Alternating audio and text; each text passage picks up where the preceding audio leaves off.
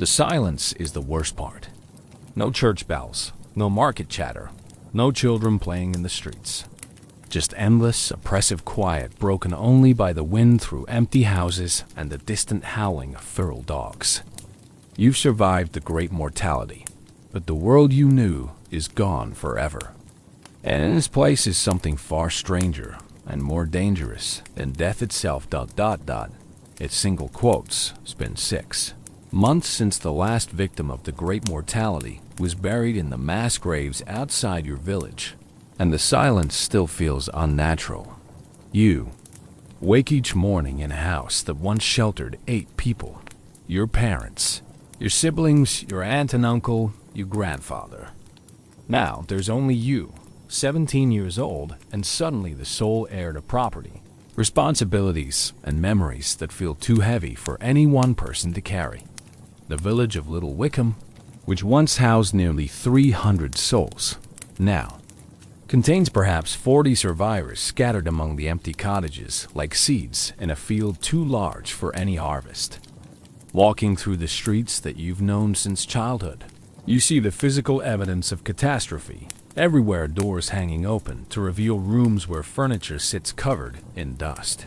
Wells that once provided fresh water, now stagnant. And foul fields that should be planted for the coming season, instead growing wild with weeds and thorns. But it's the absence of sound that truly marks this new world. No blacksmith's hammer ringing against anvil, because Master William died in the second wave along with both his apprentices. No merchant's calls announcing fresh bread or spring vegetables, because the baker's entire family succumbed in a single week, and the few remaining merchants have nothing to sell to a population that barely exists. No laughter from the village. Green where children once played games that now no one remembers how to organize. The parish church still stands, its stone walls and slate roof having survived the pestilence that claimed most of its congregation.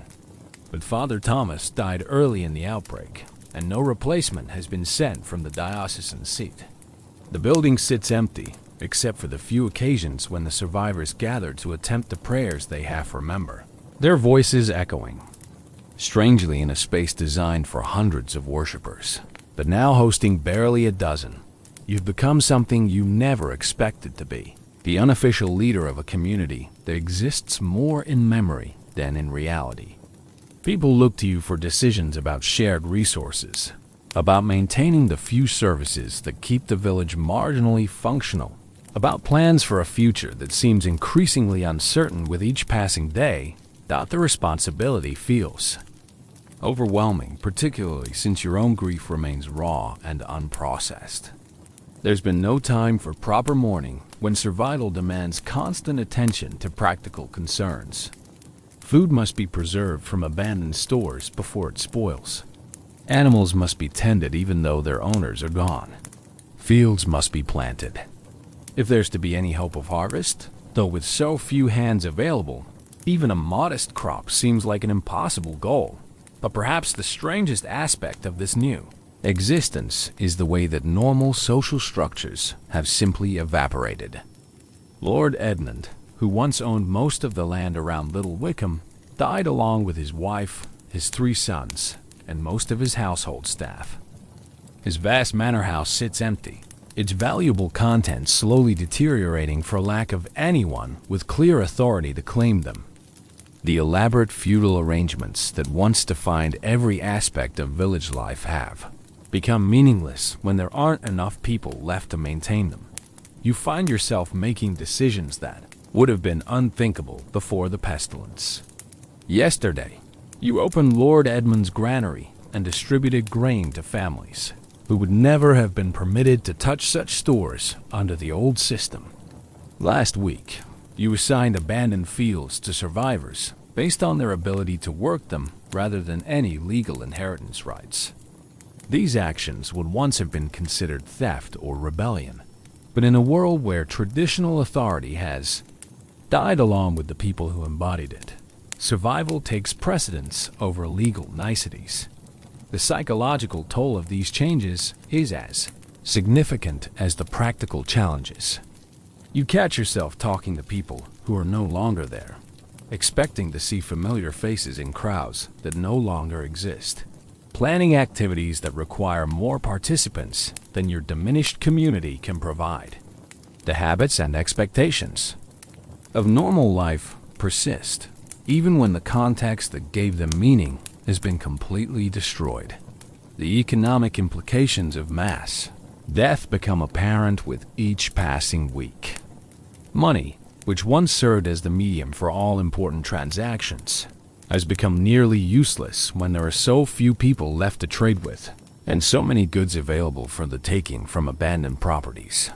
You remember the careful accounting that once governed village life, the precise calculations of what each family owed in taxes, rents, and tithes, the complex negotiations over the price of grain, livestock, and manufactured goods, the seasonal rhythms of planting, harvesting, and payment that structured the entire agricultural year.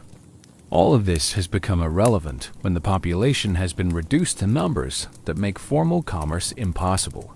Instead, the survivors have developed an informal system of sharing and cooperation that would have seemed impossibly utopian before the plague, but now represents simple necessity. Martha Cookson, one of the few women who survived along with her 2 young children, has taken over the abandoned bakehouse and produces bread for anyone who brings grain to be milled. Thomas Miller maintains the water wheel that powers the village mill, taking whatever payment people can offer. Sometimes food, sometimes labor, sometimes simply a promise to help with his own work when needed. The abundance of abandoned property creates a peculiar form of wealth that no one quite knows how to manage. Every survivor has access to far more clothing, furniture, tools, and household goods than they could ever use personally. Entire houses stand ready for occupancy, complete with everything their former residents owned. Livestock wander freely through the countryside, available to anyone with the ability to capture and care for them. But this material abundance coexists with severe shortages of the knowledge and skills necessary to maintain even basic social functions. The village lost its only physician in the first wave of mortality, leaving medical care to folk remedies and desperate improvisation. The priest's death means that marriages, baptisms, and funerals must be performed by laypeople using half-remembered rituals. The carpenter's family died completely, leaving no one who knows how to repair the increasingly urgent damage to buildings and infrastructure. You found yourself learning skills that you never expected to need.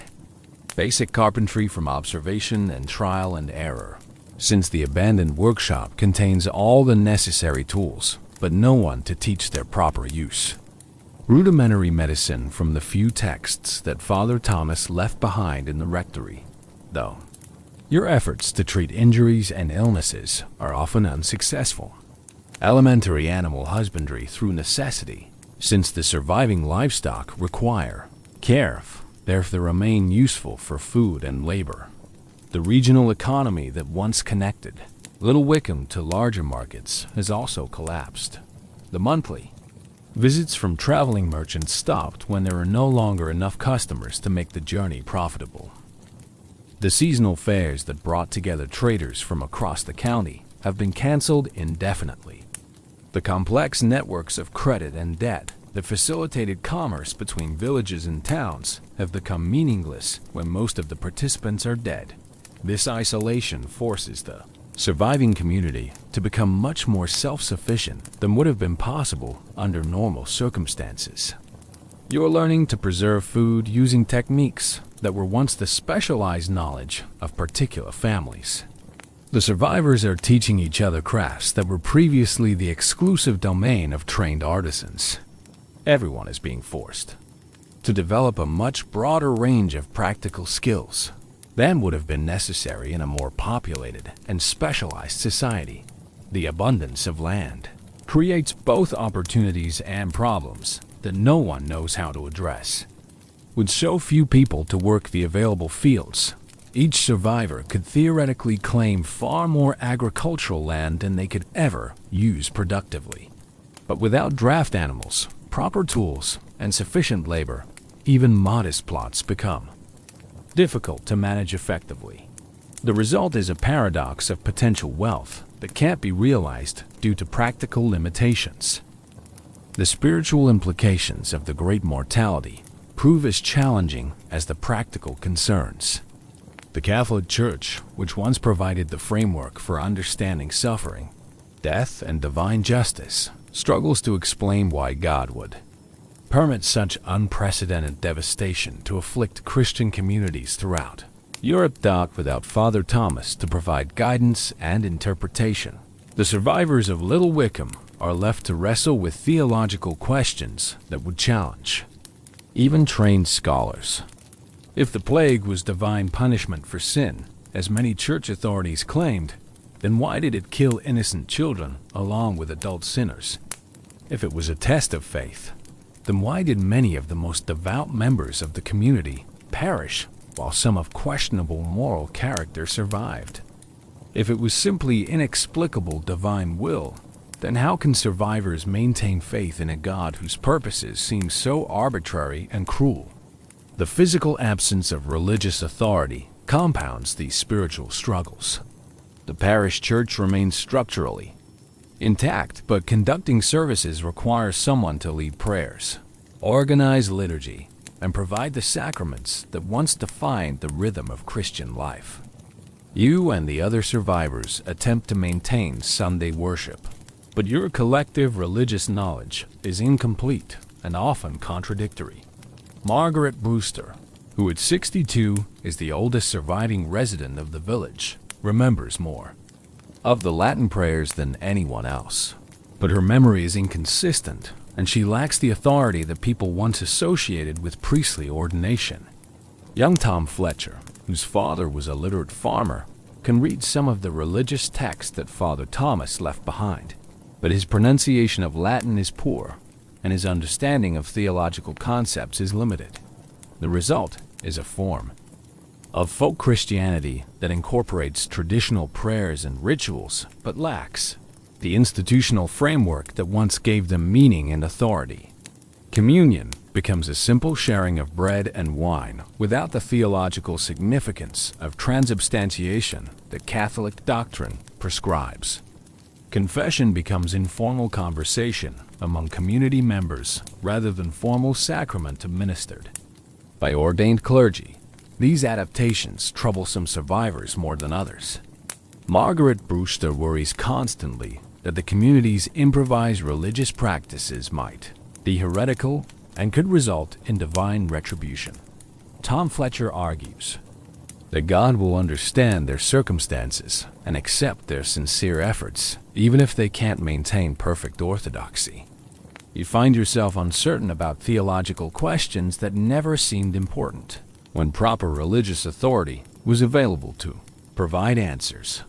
The calendar of religious observances that once structured the entire year has become difficult to maintain without reliable knowledge of proper dates and rituals. Christmas and Easter are observed, but other holy days are often forgotten or celebrated incorrectly. The agricultural blessings that once marked planting and harvest seasons are performed from memory, with community members contributing whatever prayers and ceremonies they can recall. The moral authority that the Church once provided has also disappeared, leaving the community without clear guidance for ethical decisions that arise from their unprecedented circumstances. Is it sinful to take property from abandoned houses when no obvious heir exists to claim it? Can marriages be considered valid if they're not performed by ordained priests? What obligations do survivors have to pray for the souls of the dead, when there are so many deceased that individual commemoration becomes impossible? These questions take on practical importance as the community attempts to establish new social norms for their dramatically changed circumstances. Without religious authority to provide definitive answers, moral decisions become matters of community discussion and individual conscience rather than adherence to established doctrine. The psychological comfort that religious faith once provided has also been compromised by the scale of the catastrophe. Many survivors find it difficult to believe in divine benevolence after witnessing such extensive suffering and death. Others become obsessively religious, interpreting every minor event as a sign of divine approval or displeasure. A few abandon religious practice entirely, concluding that the plague has proven the absence or irrelevance of divine authority. The death of approximately half the population doesn't simply reduce the number of people in each social class. It fundamentally alters the relationships between classes and the structures that once maintained social hierarchy. The elaborate feudal system that governed rural life has become impossible to maintain when key participants at every level have died. Before the plague, your family held land as tenants of Lord Edmund, paying rent and providing labor services in exchange for the right to farm specific fields. The arrangement was part of a complex web of mutual obligations that extended from the lowest peasant families up through local nobility to the king himself. Each person's rights and responsibilities were clearly defined by tradition, law, and religious doctrine. Now, with Lord Edmund dead and no clear heir to claim his holdings, the legal basis for the entire system has evaporated. Technically, the land should pass to the crown, which could then grant it to new tenants or sell it to recover royal revenues. But with royal administration disrupted by similar mortality throughout the kingdom, no officials have appeared to assert crown rights or establish new arrangements. In the absence of legal authority, the surviving tenants have simply continued working land that they now effectively own through occupation rather than legal title. This represents an unprecedented transfer of wealth and power from the nobility to the peasantry, accomplished not through revolution or legal reform, but through the simple arithmetic of mass death. The implications extend far beyond land ownership.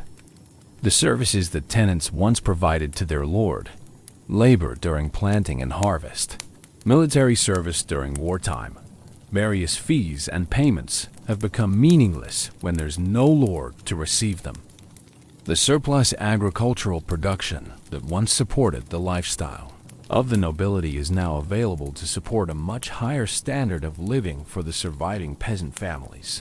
You find yourself wearing clothes that once belonged to Lord Edmund's household, eating food from his private stores, using tools and furniture that were previously far above your family's social station. These material improvements feel strange and sometimes uncomfortable, as if you're constantly overstepping social boundaries that still exist in your mind, even though they've been erased by circumstance. The legal system that once resolved disputes and enforced social order has also disappeared. The manor court that Lord Edmund presided over monthly, hearing cases about property disputes, minor crimes, and violations of agricultural regulations, no longer exists. The royal justices who travel through the region twice yearly to hear more serious cases haven't appeared since the plague began. This creates both freedom and anxiety for the surviving community. Minor disputes that would once have been resolved through formal legal proceedings must now be settled through negotiation and community consensus. More serious problems, like what to do about the increasing population of feral animals or how to maintain the roads and bridges that connect the village to the outside world, require collective decision-making by people who have no experience with such responsibilities. The absence of higher authority also means that the community must develop its own methods for dealing with antisocial behavior. When John Carpenter was caught stealing grain from abandoned stores and hoarding it while other families went hungry, the survivors had to decide collectively how to respond. The traditional punishment would have involved fines, public shaming, or physical punishment administered by Lord's bailiff. Instead, the community chose to require John to share his hoarded supplies and perform extra labor for families with young children. These improvised solutions work reasonably well for a small community, where everyone knows everyone else and social pressure can effectively encourage cooperation. but they would clearly be inadequate for larger populations or more serious crimes. And the survivors worry about what might happen if their improvised social arrangements are challenged by outside authorities when normal government eventually resumes. One of the most challenging aspects of survival in the post-plague world is the sheer amount of specialized knowledge that died with the people who possessed it. Medieval society, despite its reputation for ignorance and superstition, actually depended on a vast accumulation of practical skills and technical expertise that were passed down through families and guilds, but rarely recorded in written form. The village blacksmith's death represents more than the loss of a single craftsman. It represents the disappearance of centuries of accumulated knowledge about metallurgy, toolmaking, and repair techniques that can't be easily replaced. Master William's workshop contains all the necessary equipment for his trade, but without someone who understands the precise temperatures required for different types of metalwork, the proper techniques for shaping and tempering tools, and the countless small details that distinguish competent craftsmanship from dangerous improvisation, the facility is nearly useless. You've attempted to teach yourself basic blacksmithing by observing the tools and trying to replicate techniques you vaguely remember from watching Master William work. The results have been consistently disappointing and occasionally dangerous. A plow blade that you attempted to repair broke after 2 days of use, potentially ruining the spring planting for the family that depended on it. An axe head that you tried to reforge flew off its handle during use, narrowly missing Tom Fletcher's head. The medical knowledge that disappeared with the village physician represents an even more serious loss. Brother Marcus, who served the community as both monk and healer, possessed detailed understanding of human anatomy, herbal remedies, and treatment procedures that took decades to acquire and can't be improvised successfully. His death leaves the survivors with no reliable medical care beyond folk remedies and prayer. The consequences become apparent whenever someone suffers injury or illness. A broken leg that Brother Marcus could have set properly instead heals crookedly, leaving the victim permanently lame. Childhood diseases that he could have treated with appropriate herbs instead run their course untreated, sometimes fatally. Difficult childbirth that once would have received skilled assistance instead becomes a potentially damnable for both mother and infant. Agricultural knowledge presents similarly critical challenges. The farming techniques that local families developed over generations were adapted to the specific soil conditions, climate patterns, and seasonal rhythms of the region.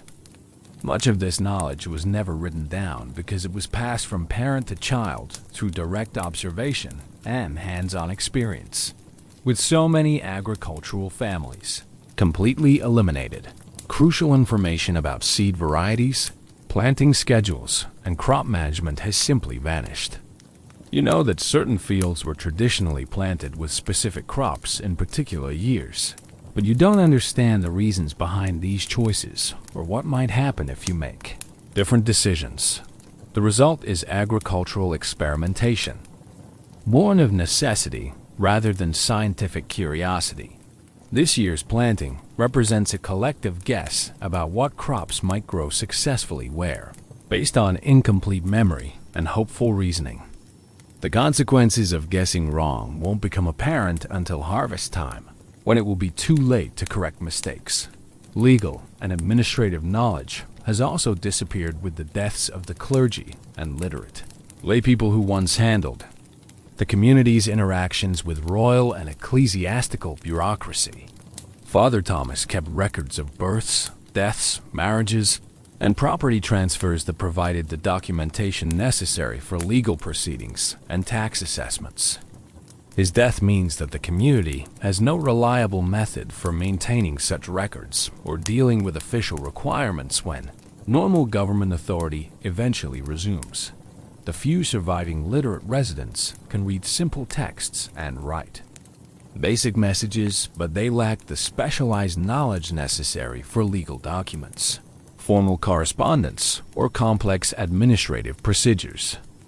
This leaves the community vulnerable to future exploitation by anyone with superior knowledge of legal and bureaucratic processes. Living through the Great Mortality and its aftermath produces psychological effects that no previous generation of survivors has ever had to manage. The scale of loss exceeds anything that normal human experience prepares people to process, and the social isolation of the post-plague world compounds the trauma by eliminating many of the traditional sources of emotional support and meaning. Every survivor carries memories of specific losses that continue to cause pain long after the immediate crisis has passed. You remember your younger sister's final illness in detail. That feels simultaneously vivid and unreal. Her fever and delirium, her pleas for water that wouldn't stay down, the terrible stillness when her suffering finally ended. These memories intrude at unexpected moments, triggered by sounds, smells, or simple daily activities that remind you of the time when she was still alive. But individual grief is complicated by survivor guilt that has no clear resolution. Why did you survive when so many others, including people who seemed healthier, stronger, or more deserving, succumbed to the pestilence? The question has no rational answer, but it haunts quiet moments when immediate survival tasks don't demand complete attention. The isolation of the post-plague world intensifies these psychological struggles. In a normal community, grief would be shared and processed through established rituals of mourning, mutual support, and communal memory. But when most of the community is dead, the traditional mechanisms for dealing with loss become inadequate or impossible to maintain. Funerals, which once provided formal closure and community acknowledgement of individual deaths, became impossible during the height of the mortality when people were dying faster than they could be buried individually. Many of the dead were interred in mass graves with minimal ceremony, leaving survivors without the ritual closure that helps process grief. Others were buried hastily by surviving family members who were themselves too sick to perform proper burial rites. The result is a community of people carrying unprocessed grief for losses that were never properly acknowledged or mourned. The psychological weight of this accumulated sorrow affects daily interactions and long-term planning in ways that are difficult to identify but impossible to ignore. Sleep becomes problematic for many survivors, disturbed by dreams that replay traumatic memories or imagined conversations with dead family members. Margaret Brewster reports that she frequently dreams of her deceased husband and children so vividly that waking up feels like losing them again each morning. Tom Fletcher experiences recurring nightmares about the mass grave where his parents were buried along with dozens of other victims. Concentration and decision-making also suffer from the psychological after-effects of trauma. Simple choices about daily activities become overwhelmingly difficult when they trigger memories of making similar decisions with people who are no longer present. Long-term planning feels pointless when the future seems unpredictable and potentially catastrophic. Some survivors develop what might now be recognized as symptoms of depression, persistent sadness, loss of interest in previously enjoyable activities, feelings of hopelessness about the future. Others experience anxiety symptoms, excessive worry about potential threats, difficulty relaxing, physical tension that has no obvious cause. The absence of trained medical or religious authorities means that these psychological problems must be managed through improvised community support and individual coping strategies. Survivors help each other by sharing memories of the dead, providing companionship during difficult moments, and creating new routines that give structure and meaning to daily life. But the limited size of the surviving community means that emotional support is often inadequate for the scale of the trauma. Each person is dealing with their own grief, while simultaneously trying to help others manage theirs, creating a situation where everyone needs more support than anyone is able to provide. As spring turns to summer in 1350, The survivors of Little Wickham begin to encounter other small groups of plague survivors from neighboring villages, and these meetings reveal both the consistency and the diversity of post-plague experiences. Throughout the region, a group of travelers passes through in late May. 3 families from the village of Ashford, about 15 miles to the north, who decided to abandon their devastated community and seek better opportunities elsewhere. Their account of conditions in Ashford closely parallels your own experience. Massive population loss, economic collapse, social disruption, and the breakdown of traditional authority structures. But their response to these challenges has been different. Rather than attempting to maintain their original community, they've chosen mobility as a survival strategy. They've been traveling from village to village, staying wherever they find adequate resources and moving on when conditions become difficult or when conflicts develop with other survivors. There's no point trying to rebuild something that's gone forever, explains Robert of Ashford, who seems to serve as leader for his small group. The old world is dead. We need to find or create something new, rather than pretending we can restore what we've lost.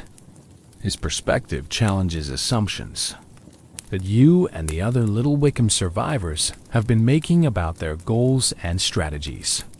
You've been working on the premise that maintaining community continuity is important, that preserving as much as possible of traditional social arrangements serves both practical and psychological needs.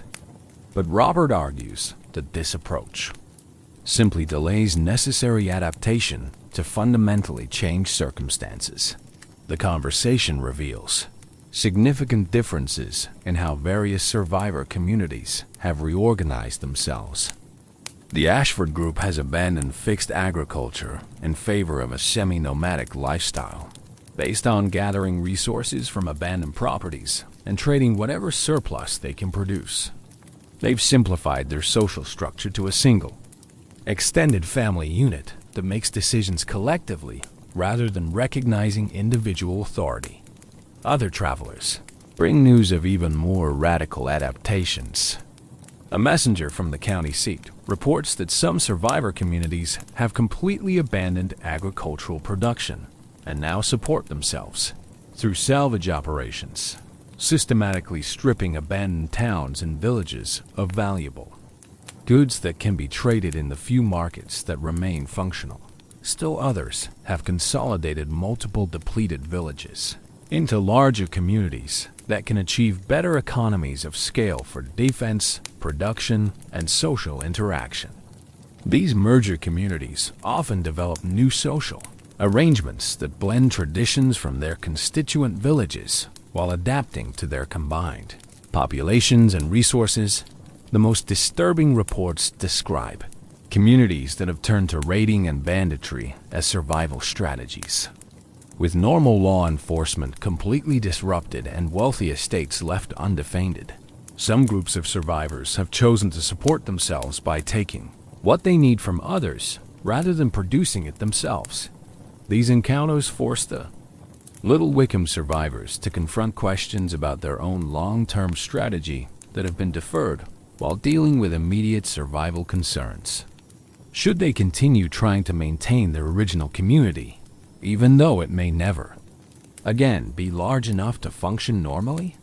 Should they actively recruit survivors from other villages to increase their population and economic viability? Should they consider relocating to join a larger and more stable community elsewhere? The decisions are complicated by emotional attachments to place in tradition that resist purely rational analysis. Little Wickham represents home, family history, and cultural identity in ways that can't be easily transferred to other locations. The graveyard contains generations of ancestors whose memory seems to require ongoing presence and care. The physical landscape holds meaning that would be lost through relocation, but practical considerations argue for flexibility and adaptation, rather than stubborn attachment to arrangements that may no longer be viable. The community's current population is probably too small to maintain essential services and infrastructure over the long term. The isolation that seemed tolerable during the immediate aftermath of the plague becomes more problematic as it becomes clear that recovery will require sustained cooperation with other communities. One of the most complex challenges facing post-plague communities involves establishing legitimate authority for collective decision-making when traditional sources of leadership have been eliminated by death and social disruption. The feudal system that once provided clear hierarchies and recognized authority has collapsed, but nothing has emerged to replace it. In Little Wickham, leadership has evolved informally around practical competence and community respect rather than formal appointment or inherited position. You've become the de facto leader largely because you're young enough to handle physical demands, literate enough to manage administrative tasks, and temperamentally suited for making difficult decisions under pressure. But this informal authority lacks the institutional support that made traditional leadership effective. Lord Edmund's authority was backed by law, tradition, religious doctrine, and ultimately royal power.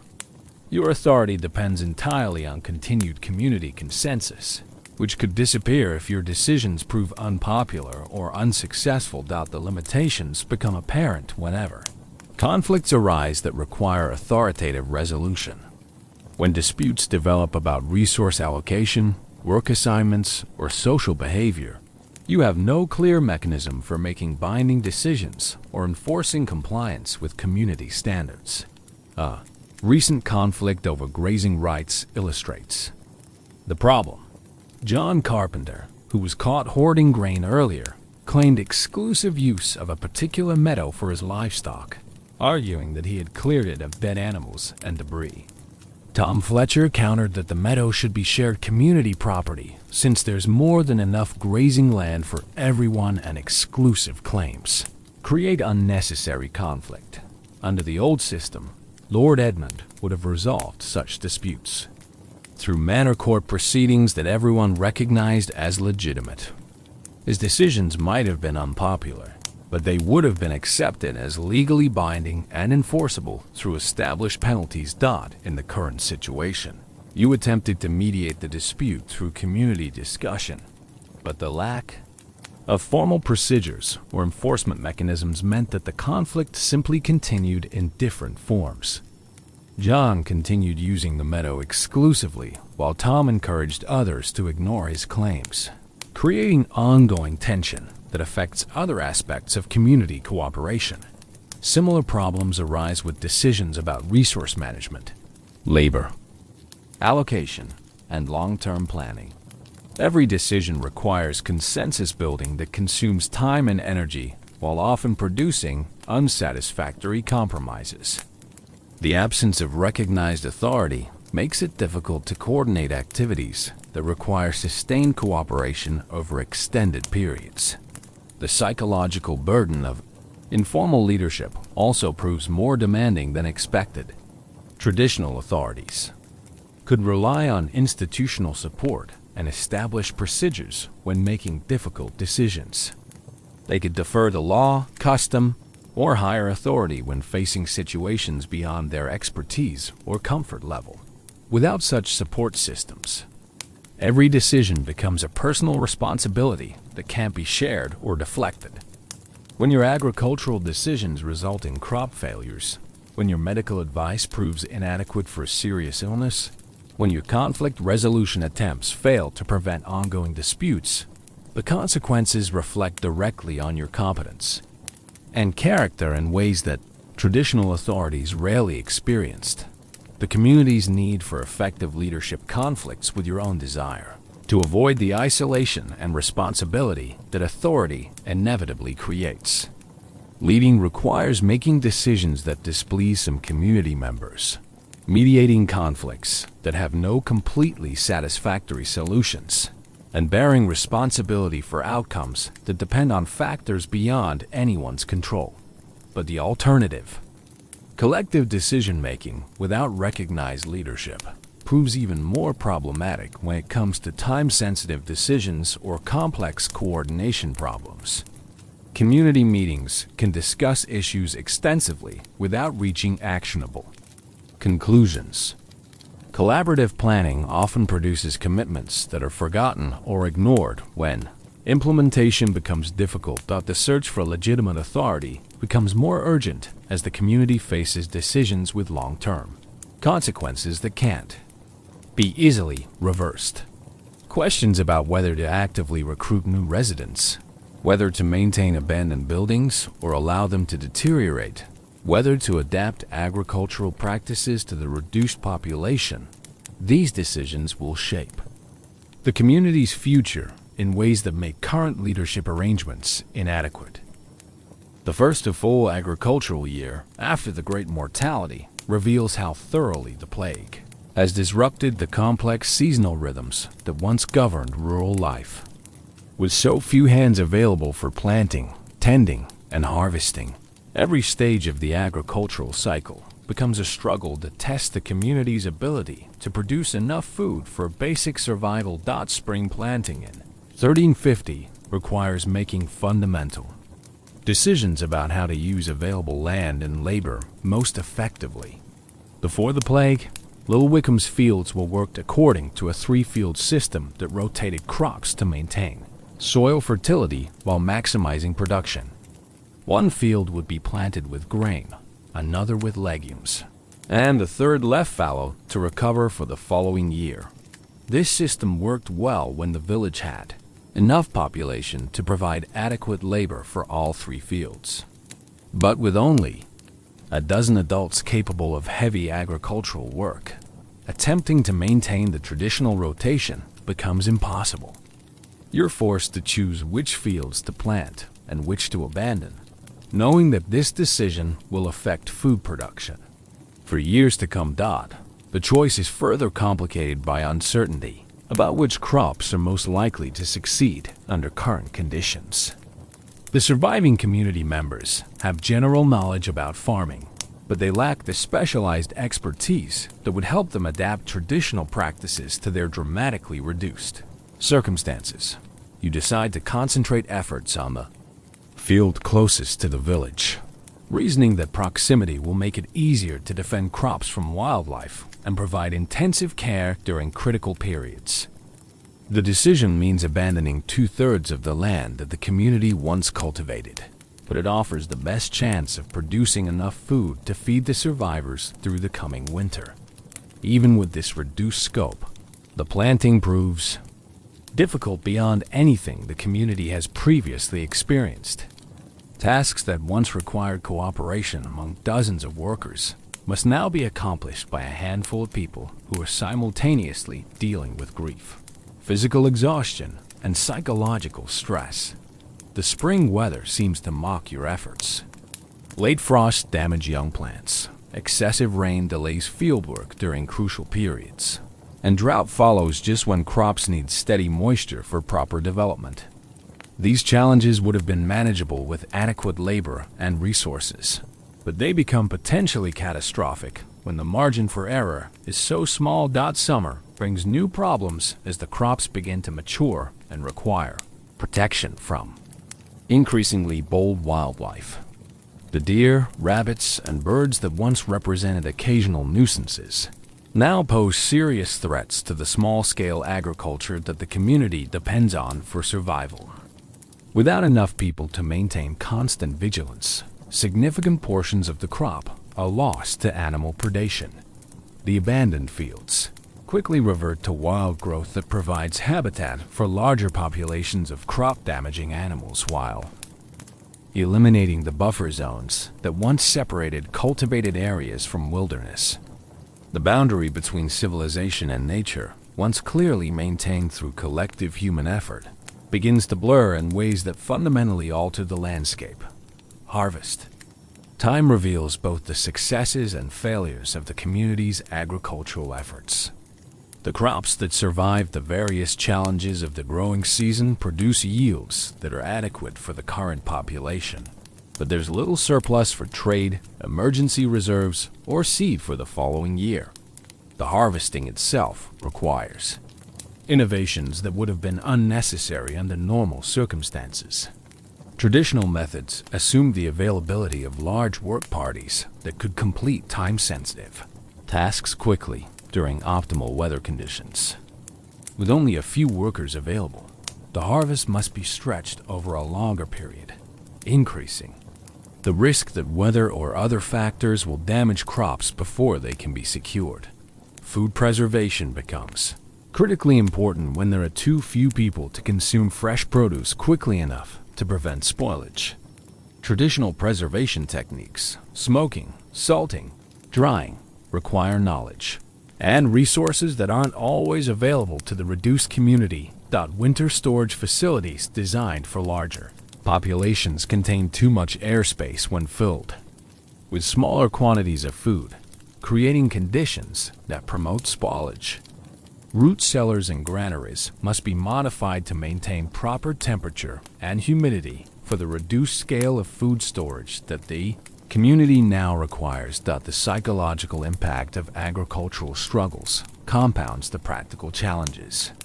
Each setback reinforces doubts about the community's long-term viability, while creating anxiety about the future that makes cooperation and planning more difficult.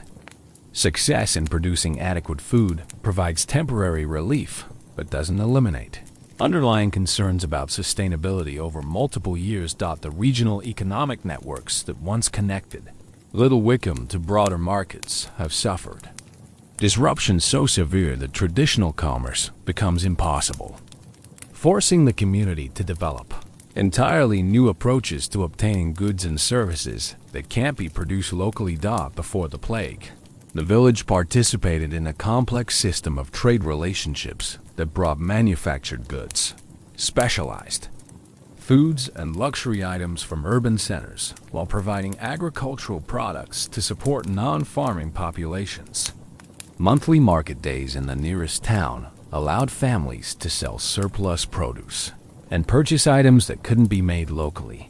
This system depended on transportation networks, commercial relationships, and population densities that no longer exist.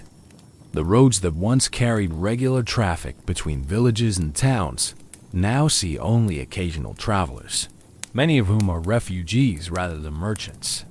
The urban markets that once provided outlets for agricultural surplus have either disappeared entirely or contracted to serve only local populations. The merchants who once traveled regularly through the region, carrying goods from distant manufacturers and news from major commercial centers, no longer find the journey profitable when potential customers have been reduced to scattered survivors with limited purchasing power. The credit relationships that facilitated trade between communities with different seasonal economic cycles have become meaningless when many of the participants are dead. Without access to external markets, the community must either produce everything it needs locally or do without items that were once readily available through trade. This requirement forces rapid development of craft skills and production capabilities that would normally take generations to establish. You find yourself attempting to learn pottery making from broken examples found in abandoned workshops, trying to replicate techniques that you've observed but never practiced. The results are crude and often dysfunctional, but they provide essential containers for food storage and preparation that can't be obtained through trade. Other community members struggle with similar challenges as they attempt to master crafts that were once the exclusive domain of specialized artisans. Margaret Brewster tries to maintain textile production using equipment and materials salvaged from the homes of deceased weavers. Tom Fletcher experiments with leatherworking techniques learned through observation and improvisation. The absence of external trade also affects the community's diet in ways that become more apparent as time passes. Foods that once provided variety and nutrition through trade relationships are no longer available, forcing reliance on whatever can be produced locally, regardless of nutritional balance or personal preferences. Salt, which was once readily available through trade with coastal regions, becomes a precious commodity that must be used sparingly for food preservation. Spices that once made simple foods more palatable disappear entirely, reducing meals to basic sustenance. Metal tools that wear out or break cannot be replaced through purchase, forcing the community to make do with improvised alternatives that are often inadequate for their intended purposes. The psychological effects of commercial isolation prove as significant as the practical challenges. The monthly market days that once provided social interaction, news from other communities, and connection to the broader world have disappeared, leaving the survivors with a sense of isolation that compounds other aspects of post-plague adjustment. The absence of luxury goods and manufactured items serves as a constant reminder of how dramatically life has changed since the plague. Clothing becomes increasingly patched and worn without access to new textiles or professional tailoring. Tools become increasingly crude and unreliable without access to skilled metalworking. Some improvised solutions prove surprisingly effective, while others demonstrate the limitations of amateur production. Candles made from animal fat provide adequate lighting, but burn with unpleasant smoke and odor compared to the professionally manufactured varieties that were once available through trade. Soap made from wood ash and animal fat serves basic cleaning purposes but lacks the quality and pleasant scent of commercial products. The community's growing isolation from external markets forces recognition that recovery will require either restoring trade relationships with other communities or achieving a much higher level of local self-sufficiency than has ever been necessary before.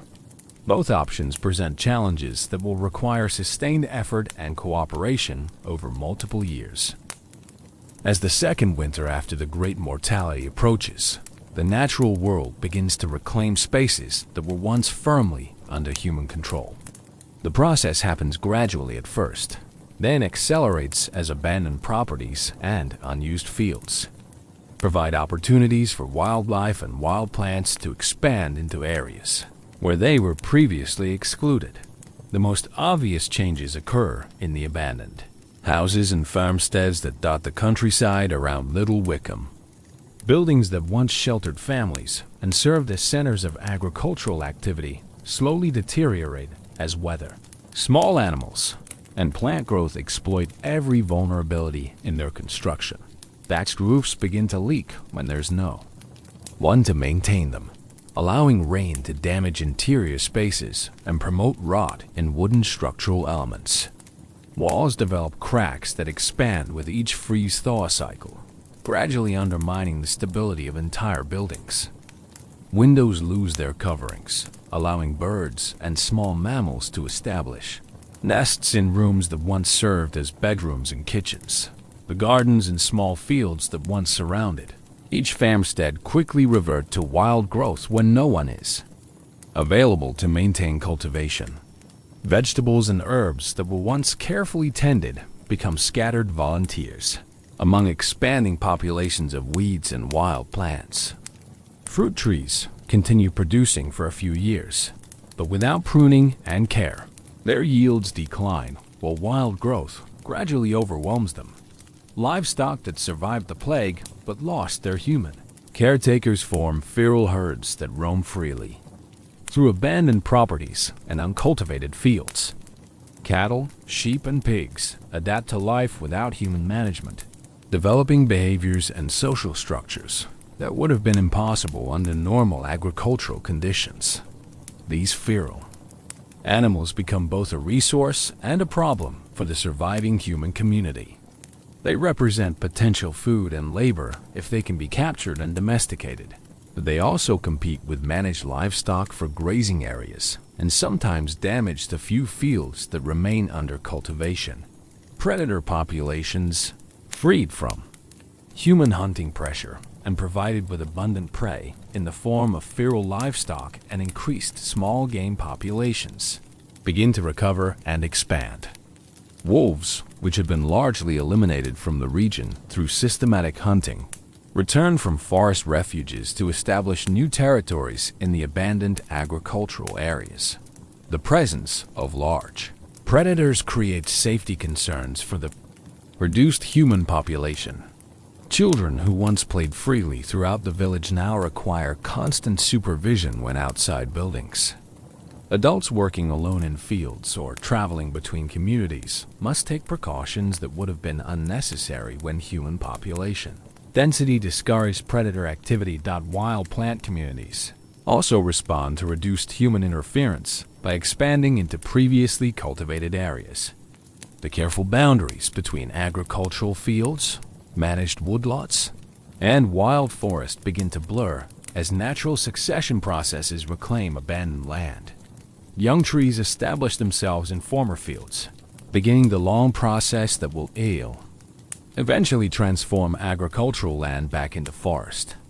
Wild flowers and herbs that were once limited to forest understories and field margins spread into cultivated areas where they face reduced competition from managed crops. The visual impact of these changes is profound.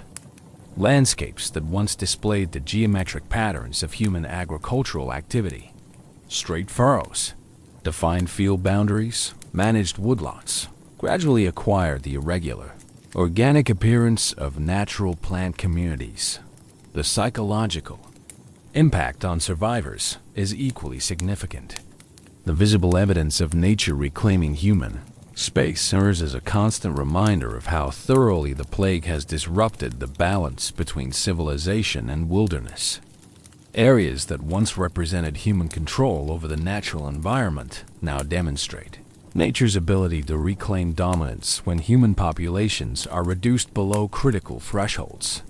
Some survivors find these changes disturbing, interpreting them as evidence that their efforts to maintain civilization are futile and that complete reversion to wilderness is inevitable.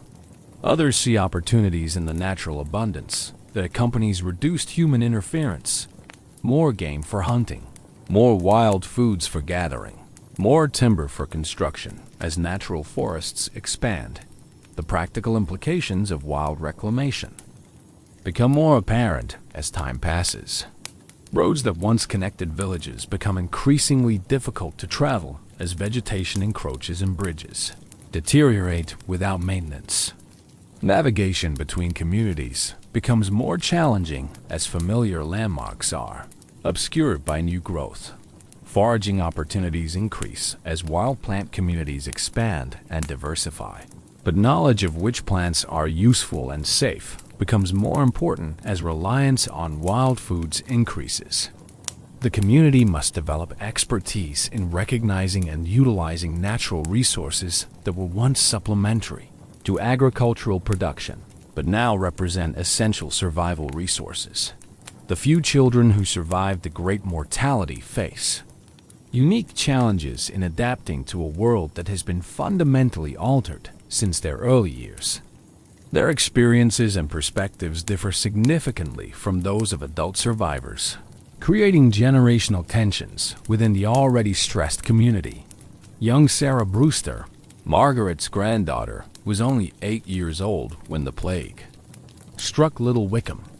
Now 10, she has spent nearly a quarter of her life in the post-plague world, and her memories of normal village life are fragmentary and increasingly uncertain. Her adaptation to current conditions is more complete than that of adults, but it comes at the cost of cultural continuity that adults find disturbing.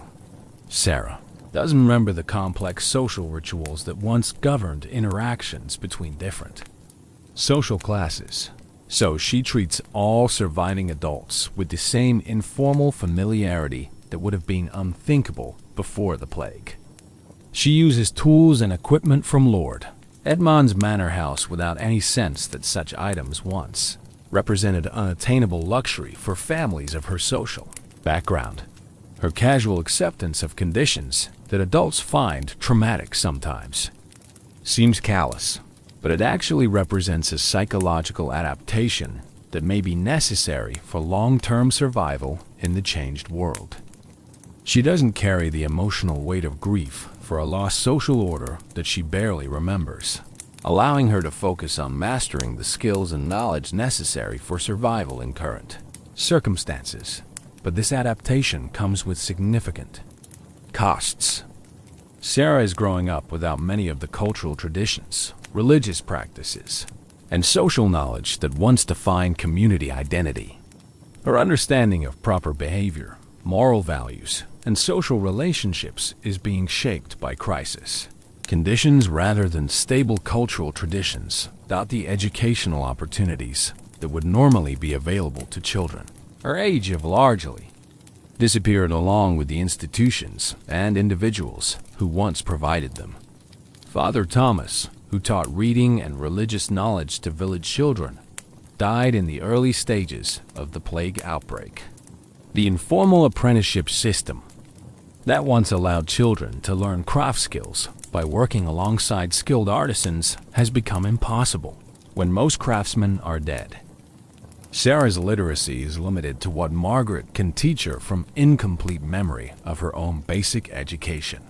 Her religious knowledge consists of fragments of prayers and biblical stories that adults remember imperfectly. Her practical skills, developed through necessity and observation rather than systematic instruction from experienced practitioners. The few other surviving children face similar challenges with different specific consequences. Tom Fletcher's son, who was 12 when the plague struck, has become prematurely adult in his responsibilities and outlook. He works alongside adults in agricultural labor, participates in community decision-making, and handles tasks that would normally be performed by much older individuals. This accelerated maturation provides valuable labor and leadership capacity for the reduced community, but it eliminates the protected childhood period that allows normal emotional and social development. Children who take on adult responsibilities during crisis conditions often struggle with trust, emotional regulation, and relationship formation throughout their adult lives. The absence of age-peer relationships also affects childhood development in ways that become apparent over time. Sarah has no other children her own age to play with, learn from, or compete against. Her social development occurs entirely in the context of adult relationships, creating patterns of interaction that may be poorly suited for eventual relationships with other children or future family formation. Traditional childhood games, stories, and cultural practices that would normally be passed from older to younger children are disappearing because there aren't enough children to maintain them. The oral traditions that once preserved community memory across generations are being lost because there are too few young people to serve as carriers for cultural transmission. The question of education becomes more pressing as it becomes clear that recovery will require sustained effort over multiple generations. The children who are growing up in the post-plague world will need to possess skills and knowledge that are different from what previous generations required, but the community lacks clear understanding of what those requirements might be. Should education focus on practical survival skills that are necessary for immediate circumstances? Or should it attempt to preserve traditional knowledge and cultural practices that may become relevant again if population recovers? Should children be taught to adapt to isolation and self-sufficiency? Or should they be prepared for eventual reintegration with larger social networks? These questions become more urgent as the children approach adolescence and begin to consider their own future family formation.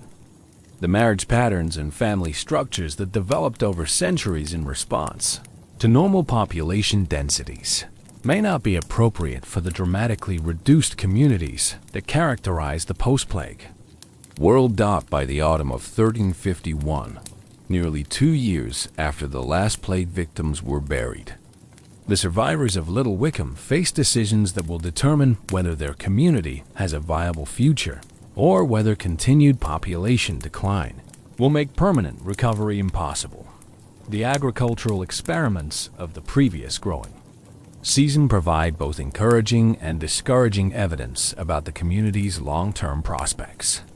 Food production has been adequate to feed the current population, but yields remain far below what the land could support with proper management.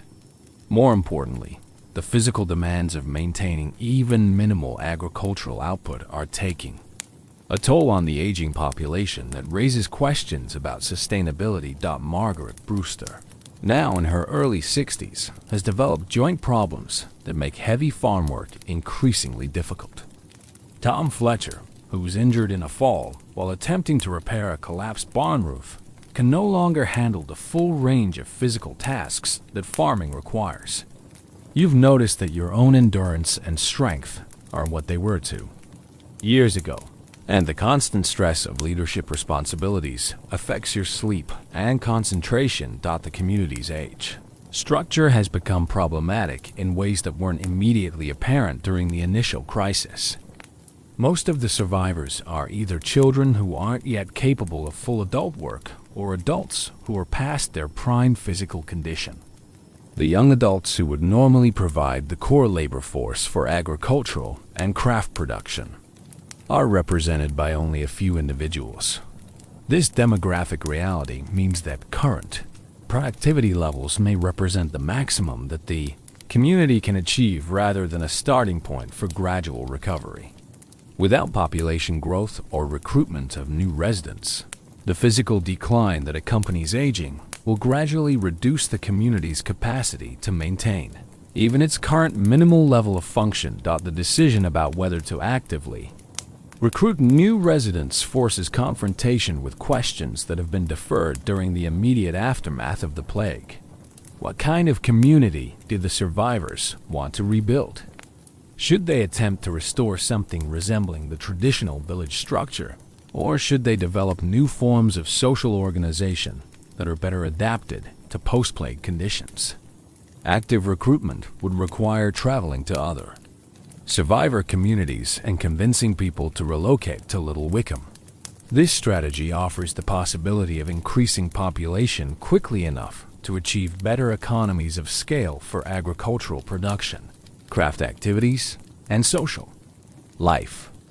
But it also creates risks that new residents might not integrate well with existing community members or might challenge the informal leadership arrangements that have developed.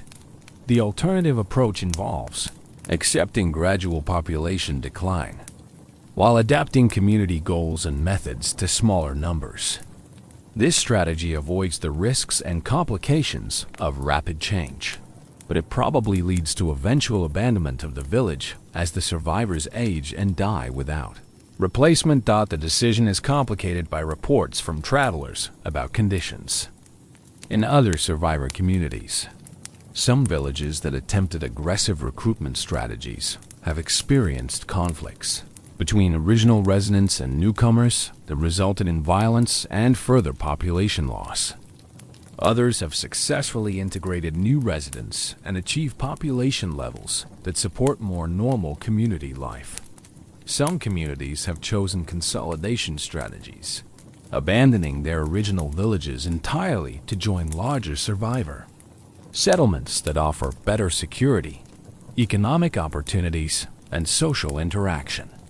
These merger communities often develop new cultural traditions that blend elements from their constituent populations while adapting to their combined resources and circumstances. The most difficult aspect of the decision involves emotional attachments to place and tradition that resist rational analysis. Little Wickham represents home, family history, and cultural identity in ways that can't be easily transferred to other locations or shared with newcomers who lack the same emotional connections. The graveyard contains generations of ancestors whose graves provide a sense of continuity with the past and obligation to the future. The familiar landscape holds memories and meanings that would be lost through relocation or fundamental change in community character. But practical considerations argue for flexibility and adaptation rather than stubborn attachment to arrangements that may no longer be viable. The community's current isolation and limited population make it vulnerable to external threats, while limiting opportunities for the social interaction and cultural development that make life meaningful beyond mere survival. The decision about recruitment versus adaptation must be made soon. because winter approaches and major changes in community composition or strategy are difficult to implement during the cold months when travel and construction become nearly impossible. The harsh winter of 1351 to 1352 forces the Little Wickham survivors into the close quarters and enforced leisure that provide opportunity for extended reflection on their experiences since the Great Mortality ended. The shortened days and limited outdoor work create time for conversations and contemplation that have been postponed during the urgent tasks of immediate survival. Gathered around the fire in what was once Lord Edmund's Great Hall, now serving as the community's common meeting space, the survivors share memories, concerns, and hopes that reveal how profoundly the plague experience has changed their fundamental perspectives on life, death, and social organization. Margaret Brewster speaks of dreams that blend memories of her deceased family members with visions of possible futures for the community. "Sometimes I dream that the village is full again," she says, "but the people are strangers wearing familiar faces. Other times I dream that we're the last humans left in the world, and everything gradually returns to forest and field." The dreams reflect the psychological tension between hope for restoration and acceptance of permanent change that affects all the survivors in different ways. The desire to rebuild something resembling the lost community conflicts with recognition that the conditions that supported traditional village life may never return. Tom Fletcher's reflections focus on questions of responsibility and legacy. As one of the few surviving heads of household, he feels obligated to ensure that something worthwhile emerges from the suffering that the community has endured. "We can't let all those deaths be meaningless," he argues. "We have to build something that justifies the cost of survival." But determining what would constitute meaningful achievement proves difficult when traditional measures of success, population growth, economic prosperity, social stability, seem impossible to attain under current circumstances. The survivors struggle to define goals that are both achievable and worthy of the sacrifices that achievement will require. Your own reflections center on the unexpected burdens and satisfactions of leadership during crisis conditions. The informal authority that emerged from practical necessity has provided opportunities for decision-making and community influence that would never have been available under normal social arrangements. But it has also created isolation and responsibility that sometimes feel overwhelming. The winter conversations reveal significant differences in how individual survivors have processed their experiences and adapted to changed circumstances. Some have developed philosophical acceptance of loss and uncertainty that allows them to find satisfaction in simple daily achievements. Others remain focused on restoration goals that may be unrealistic, but provide motivation for continued effort. The children's perspectives prove particularly interesting because they reflect adaptation to post-plague conditions without the emotional weight of grief for lost social arrangements. Sarah Brewster talks casually about skills and responsibilities that would have been unthinkable for a girl her age before the plague, while expressing little interest in the traditional gender roles and social restrictions that once governed women's lives. Religious discussions occupy many winter evenings as the survivors attempt to reconcile their faith with their experiences of massive suffering and social collapse. The absence of trained clergy forces reliance on individual interpretation and collective discussion of theological questions that would normally be resolved through ecclesiastical authority. Some survivors have developed stronger religious faith. As a result of their experiences, interpreting their survival as evidence of divine protection and their continued existence as an opportunity to serve God's purposes. Others have become more skeptical about religious claims, questioning whether a benevolent deity would permit the kind of suffering that the plague inflicted on innocent people. The religious discussions often focus on practical questions about moral behavior and circumstances that traditional religious teaching didn't anticipate. Is it sinful to take property from abandoned houses when no obvious owner exists to claim it? What obligations do Christians have to pray for the souls of the dead when there are too many deceased for individual commemoration? How should religious observances be adapted when there aren't enough people to maintain traditional practices? These conversations don't resolve theological questions definitively, but they help the community develop shared understanding of moral principles that can guide decision-making in unprecedented circumstances. The process of collective moral reasoning becomes more important than achieving doctrinal certainty.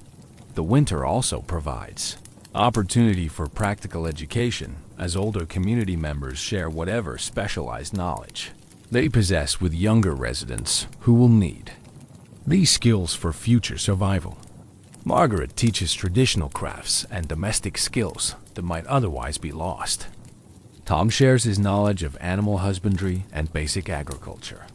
You contribute whatever administrative and organizational skills have proven useful during the crisis. But the education process reveals how much knowledge has already been lost and how difficult it will be to maintain cultural continuity with such a reduced population. Many traditional skills and practices require more people than the community can provide, while others depend on resources and materials that are no longer available. The arrival of spring 1352 brings both optimism about renewed agricultural activity and anxiety about decisions that can no longer be postponed. The community must choose between attempting to maintain its current precarious existence and making fundamental changes that offer better prospects for long-term viability, but require accepting the final death of traditional. Little Wickham, the decision-making process begins with a comprehensive assessment of the community's current resources, capabilities, and constraints. The surviving population consists of 12 adults and 3 children, ranging in age from 10 to 63.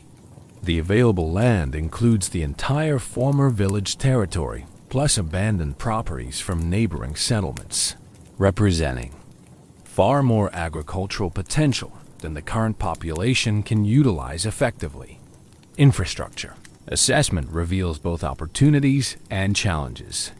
Many buildings remain structurally sound and could house a much larger population if new residents could be recruited. But essential facilities like the mill, forge, and church require maintenance and operation skills that the current community lacks. The agricultural experiments of the previous year demonstrated that food production adequate for current needs is achievable, but scaling up to support population growth would require knowledge, equipment, and labor that aren't currently available. The community possesses extensive livestock herds assembled from abandoned animals, but managing them effectively requires expertise that died with the original owners. Craft and manufacturing capabilities are severely limited by knowledge gaps and equipment problems. Basic necessities like bread, simple clothing, and essential tools can be produced, but quality and efficiency remain far below pre-plague standards. Luxury goods and specialized products are completely beyond current capabilities. The assessment process clarifies that the community faces 3 basic strategic options, each with distinct advantages and risks. The first option involves accepting current limitations and adapting goals to match available resources. This approach would focus on achieving sustainable subsistence while preserving as much as possible of traditional culture and social arrangements. The sustainable subsistence strategy would require abandoning hopes for population growth and economic development while concentrating on maintaining basic survival capabilities indefinitely. Agriculture would be limited to small-scale production for local consumption. Craft activities would focus on essential items rather than trade goods. Social organization would remain informal and flexible rather than developing institutional structures. This approach offers the advantage of working within demonstrated capabilities while avoiding the risks and disruptions associated with major changes. But it probably leads to gradual decline as the aging population becomes less capable of maintaining even minimal economic activity. The second option involves aggressive recruitment and expansion designed to achieve population levels that can support more normal community life. This strategy would require active efforts to convince survivors from other communities to relocate to Little Wickham, while developing the economic opportunities and social institutions necessary to integrate new residents successfully. The expansion strategy offers the possibility of restoring something resembling traditional village life while providing better security and economic opportunities for all residents.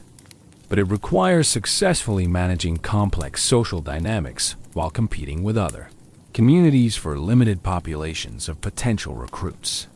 The third option involves abandoning Little Wickham entirely to join a larger survivor community that offers better prospects for individual and collective survival.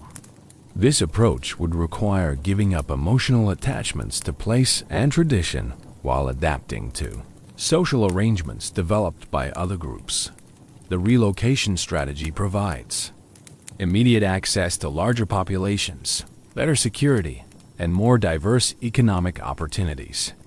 But it requires abandoning the community identity and local control that have provided stability during the crisis while accepting subordinate status and social arrangements developed by others. Each strategic option represents different assumptions about the importance of various goals: cultural continuity versus practical adaptation, local autonomy versus collective security, emotional attachment versus rational optimization. The decision will reflect the community's fundamental values and priorities in ways that have permanent consequences. The decision-making process is complicated by the arrival of a group of travelers whose experiences provide new information about conditions throughout the region and alternative models for post-plague community organization. The group consists of 6 adults and 2 children from various backgrounds who have formed a mobile community that travels between survivor settlements, trading goods and services while gathering information about recovery efforts. Their leader, a former monk named Brother David, who survived the collapse of his monastery, describes communities that have achieved remarkable success in adapting to post-plague conditions. Some have developed new forms of agriculture that require fewer workers while producing adequate yields. Others have created craft specializations that allow trade relationships between survivor settlements. In the river valley north of here, Brother David explains, 3 villages have consolidated into a single community of nearly 200 people. They've developed workshops that produce goods for trade throughout the region, and they've established regular markets that serve a dozen smaller settlements. The success stories provide evidence that recovery is possible under the right circumstances, but they also reveal how much the survivors of Little Wickham would need to change to achieve similar results. The successful communities have generally abandoned traditional social structures in favor of new arrangements that are suited to post-plague demographics and economics. Most have adopted democratic decision-making processes that would have been unthinkable under normal feudal arrangements. They've developed economic systems based on cooperative labor and resource sharing rather than individual ownership and market exchange. They've created educational programs that prioritize practical skills over traditional learning. But the travelers also describe communities that have failed catastrophically in their attempts to adapt to changed circumstances. Some attempted recruitment strategies that resulted in conflicts between original residents and newcomers. Others tried expansion projects that exceeded their capabilities and resulted in economic collapse. The most disturbing accounts describe communities that have turned to raiding and exploitation as survival strategies. With normal law enforcement completely disrupted, some groups have chosen to support themselves by taking what they need from weaker communities rather than producing it themselves. The breakdown of rural authority has created opportunities for people with military skills and violent inclinations, Brother David warns. Some former soldiers have gathered followers and established territories where they extract tribute from farming communities. Others have become simple bandits who take whatever they want from anyone who can't defend themselves. These reports emphasize the security advantages that larger communities can provide through collective defense, while highlighting the vulnerabilities of isolated settlements like Little Wickham. The community's current population is probably too small to resist organized raiding, but joining a larger settlement would provide security at the cost of local autonomy. The traveler's own lifestyle represents another model for post-plague survival that hadn't previously been considered seriously. Their mobile community avoids the constraints of fixed agriculture, while taking advantage of trading opportunities and resource availability throughout the region. We're not tied to particular places or traditional arrangements, explains Sarah of Kent, one of the traveling community's members. When resources become scarce in one area, we move to another. When conflicts develop, we can leave rather than fighting. When we find opportunities, we can take advantage of them without worrying about long-term commitments. The mobile lifestyle requires different skills and social arrangements than settled agriculture, but it offers flexibility and security that may be well suited to the unstable conditions of the post-plague world. The travelers have developed expertise in transportation, trade, and diplomacy that allows them to benefit from regional diversity while avoiding dependence on particular locations or relationships. Their presence forces the Little Wickham survivors to consider options that extend beyond the original three choices of subsistence, expansion, or relocation. The possibility of adopting semi-nomadic lifestyle offers another approach to achieving security and prosperity in the changed world. But the mobile option would require abandoning not just the physical location of Little Wickham, but also the agricultural foundation and sedentary social arrangements that have defined English rural life for centuries. The psychological and cultural costs of such fundamental change might outweigh the practical advantages. After weeks of discussion, debate, and private reflection, the community reaches a consensus that surprises everyone involved in the decision-making process. Rather than choosing one of the strategic options that have been debated extensively, the survivors decide to implement a hybrid approach that combines elements from multiple strategies while remaining flexible enough to adapt as circumstances change. The consensus emerges from recognition that the community's small size makes pure strategies too risky, while the uncertainty of post-plague conditions makes long-term commitments potentially counterproductive.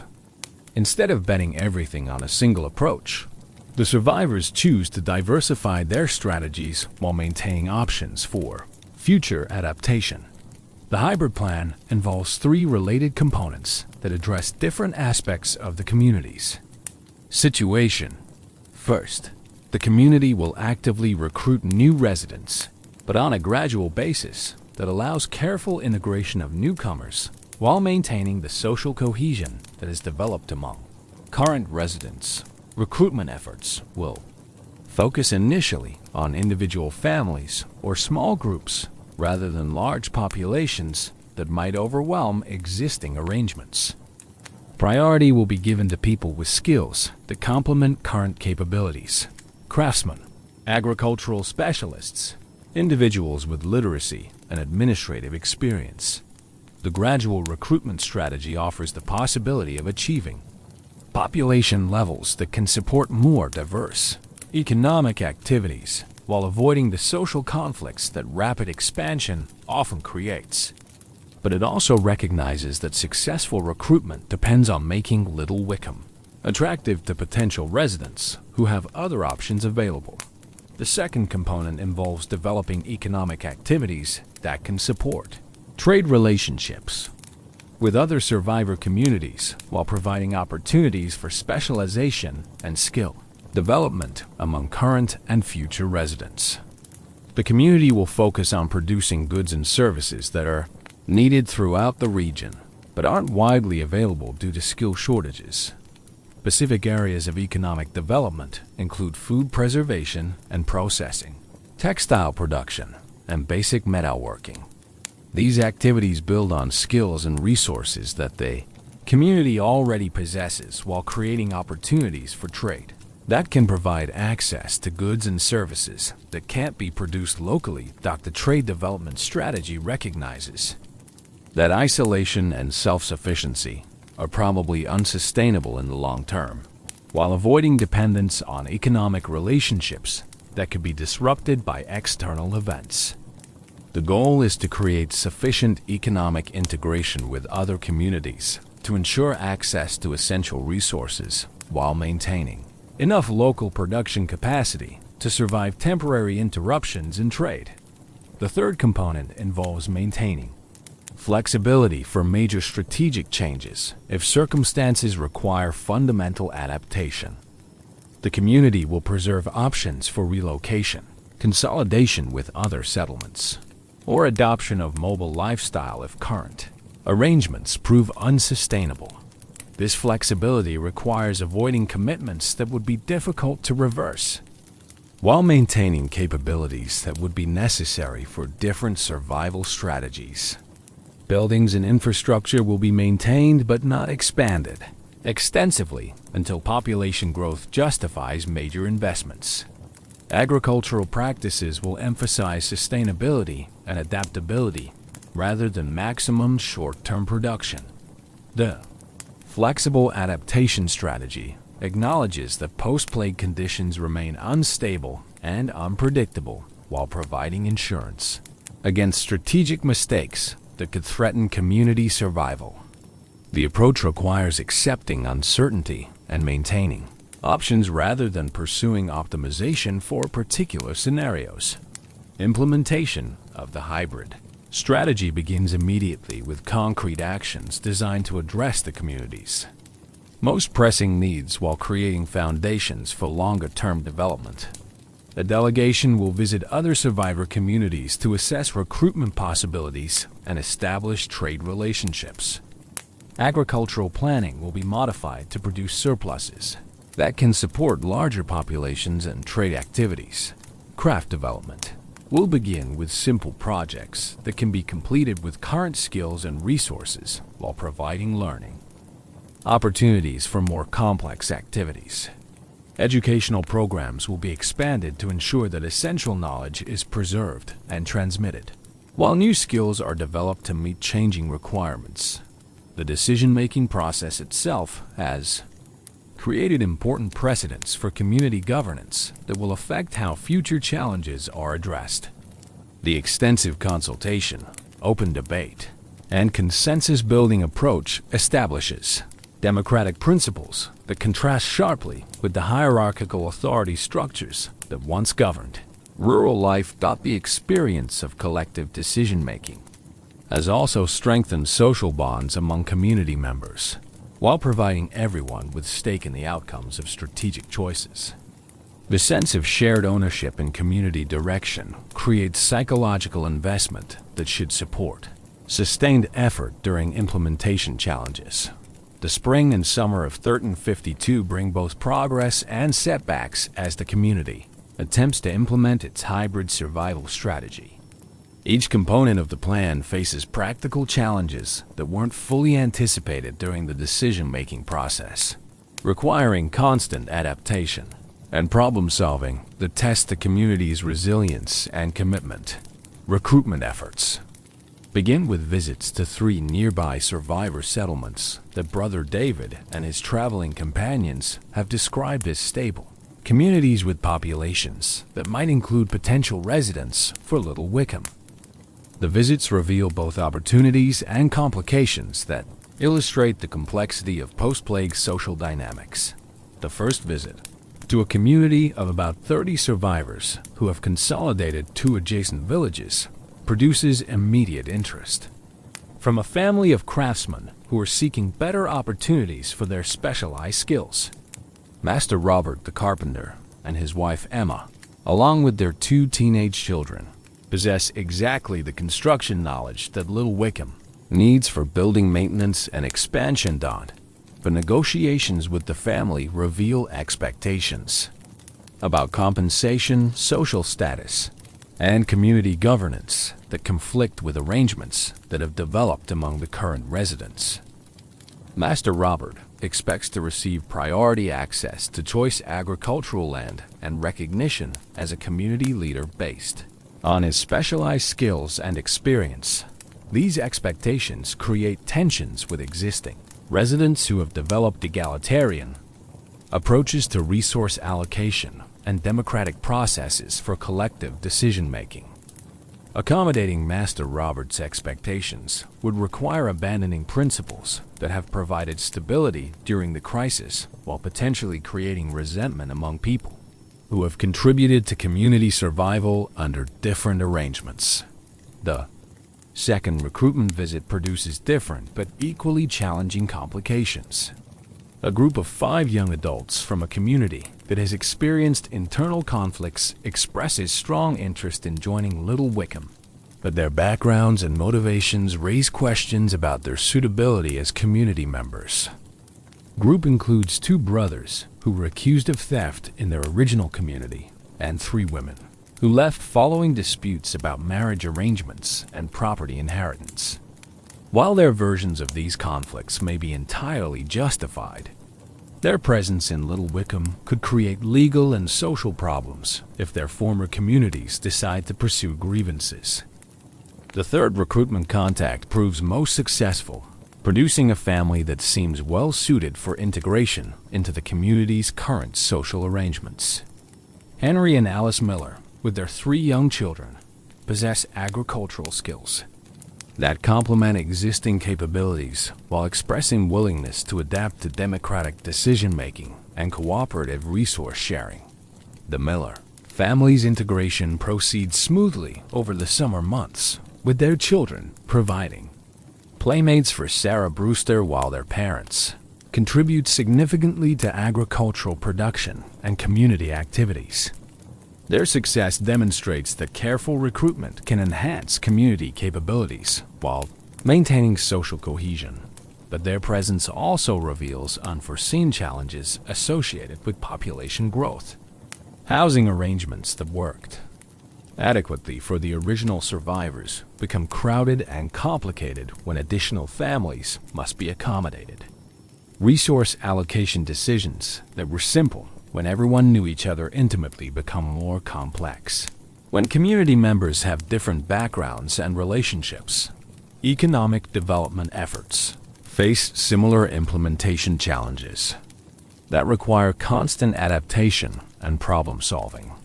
The food preservation and processing activities that seemed feasible during planning proved more difficult to establish than expected due to knowledge gaps and equipment limitations. Traditional preservation techniques require materials and expertise that aren't readily available to the community. Salt for meat preservation must be obtained through trade, but the trading relationships necessary for reliable access haven't been established. Proper containers for long-term food storage require pottery or metalworking skills that exceed current capabilities. Textile production faces different but equally significant obstacles. The community possesses raw materials from abandoned livestock herds and textile equipment from deserted workshops, but converting these resources into usable cloth requires knowledge and skills that must be learned through experimentation and observation. The learning process involves numerous failures and wasted materials that the community can ill afford, while successful production requires time and attention that compete with agricultural and other essential activities. Progress occurs gradually through persistent effort, but results remain far below what would be necessary for significant trade activities. Metalworking development proves most challenging of all economic initiatives. The community has access the blacksmithing equipment from Master William's abandoned workshop. But operating the facility safely and effectively requires expertise that can't be easily improvised. Early attempts at metal repair and production result in damaged tools, wasted materials, and safety hazards that threaten community members with serious injury. The learning curve for metalworking appears much steeper than for other crafts, while the consequences of mistakes are more severe. These implementation challenges force recognition that community development will require much longer time periods and more sustained effort than anticipated during the planning process. The vision of achieving economic diversification and regional trade relationships within a single growing season proves unrealistic, while the resources required for skill development exceed what the community can spare from essential survival. Activities. By the winter of 1352 to 1353, the community has adapted its development plans to reflect the realities discovered during implementation while maintaining commitment to the underlying strategic goals. The adjustment process requires abandoning unrealistic timelines while developing more sustainable approaches to capability building and economic development. The recruitment strategy is modified to emphasize quality over quantity in selecting new residents with extensive evaluation periods that allow assessment of compatibility before making permanent arrangements. Master Robert's family provides useful illustration of recruitment challenges that should be avoided, while the Miller family's successful integration offers a model for future efforts. New recruitment protocols require prospective residents to spend several weeks in the community before making commitments, allowing both sides to evaluate whether permanent arrangements would be mutually beneficial. Expectations about roles, responsibilities, and community governance are discussed extensively before anyone relocates permanently. The process is slower and more labor-intensive than originally envisioned, but it produces better outcomes for both existing residents and newcomers. The community adds 2 more families during the winter months, bringing total population to nearly 30 people, while maintaining the social cohesion and cooperative spirit that have provided stability.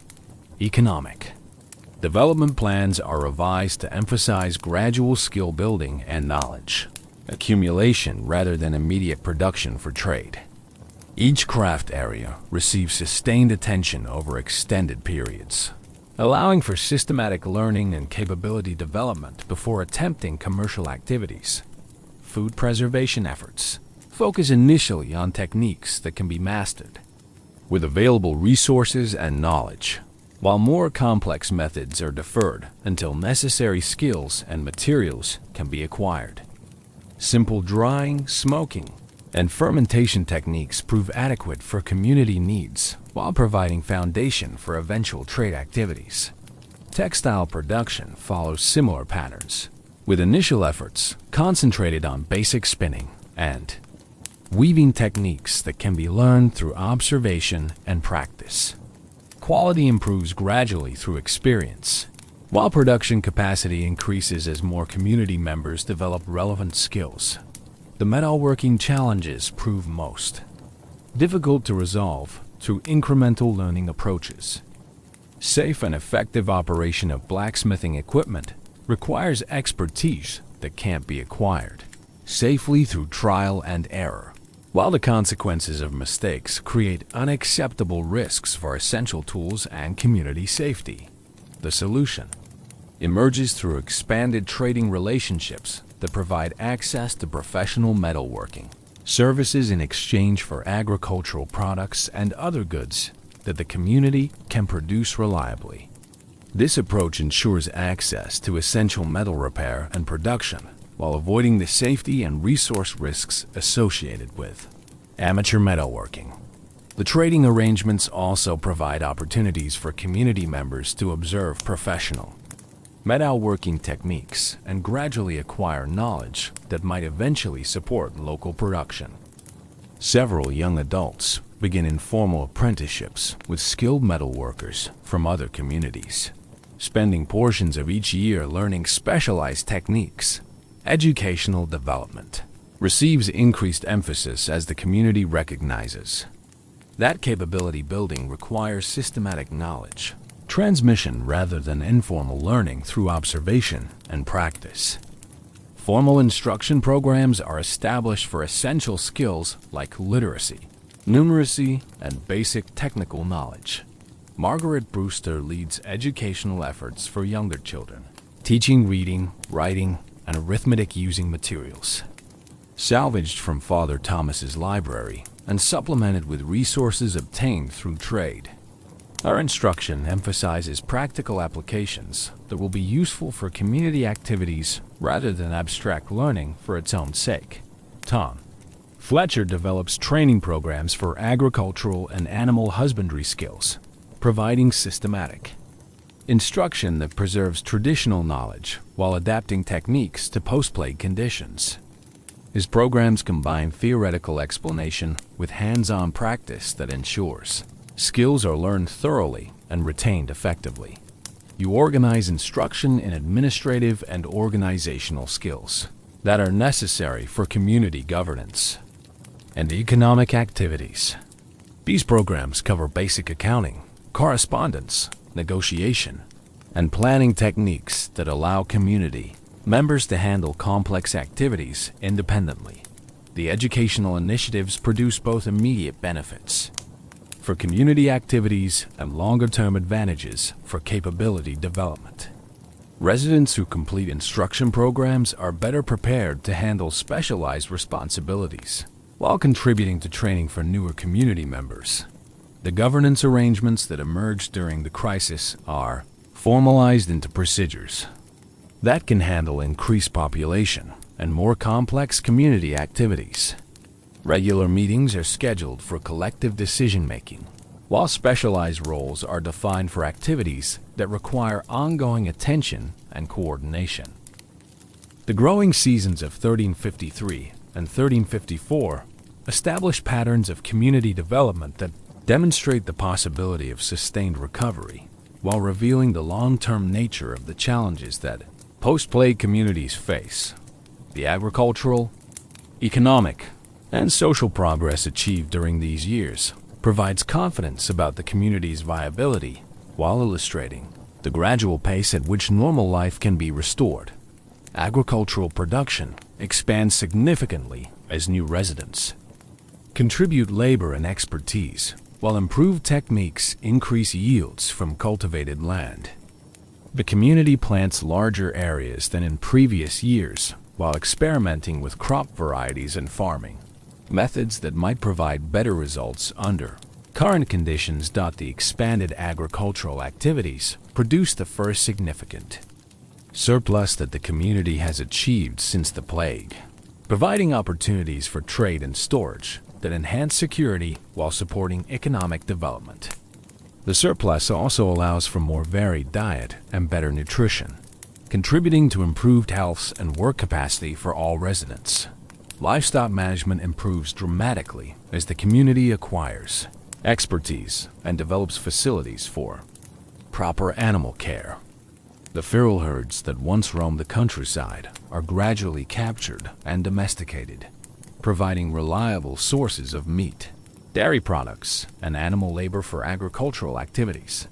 The improved livestock management creates opportunities for breeding programs that could eventually provide animals for trade with other communities. Quality breeding stock commands high prices in the post-plague economy, while the knowledge required for successful animal breeding provides valuable expertise that could support specialized economic activities.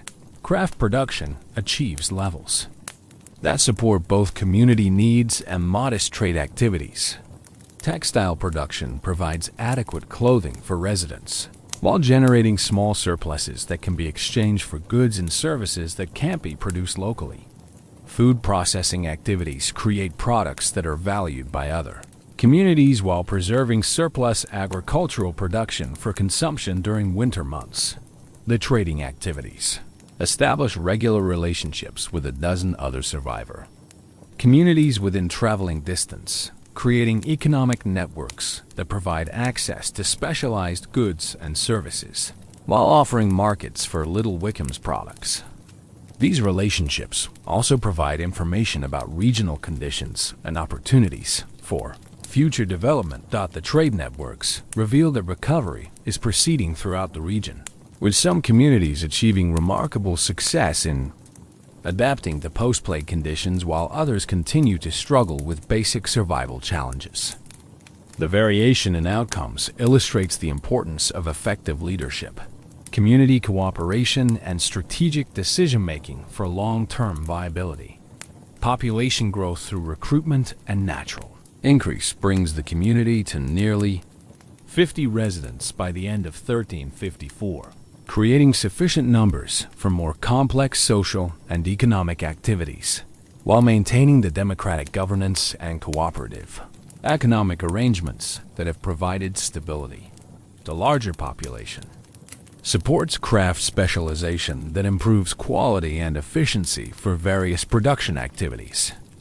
Individuals can focus on particular skills rather than attempting to master all essential crafts, while the community can support specialists whose expertise might be underutilized in smaller groups. Social life becomes more varied and satisfying, as the larger population provides opportunities for diverse relationships and activities. Informal entertainment, educational programs, and cultural activities develop as people have time and energy for pursuits beyond essential survival tasks. Religious life also benefits from increased population and stability. The community recruits a former monk who provides guidance for religious observances and instruction, while adapting Catholic practices to post-plague conditions and democratic community governance. The educational programs expand to cover more specialized skills and knowledge, while developing systematic approaches for training that ensure essential capabilities are preserved and transmitted effectively. Young adults receive instruction that prepares them for leadership roles while preserving cultural traditions and technical knowledge. Housing and infrastructure development proceeds as the community gains confidence about long-term viability and accumulates resources for major construction projects. New buildings provide better accommodations for residents, while creating facilities for expanded economic activities. The construction activities also provide opportunities for architectural innovation that adapts traditional building techniques to post-plague conditions and community needs. The new structures emphasize functionality and resource efficiency, while incorporating improvements that enhance comfort and durability.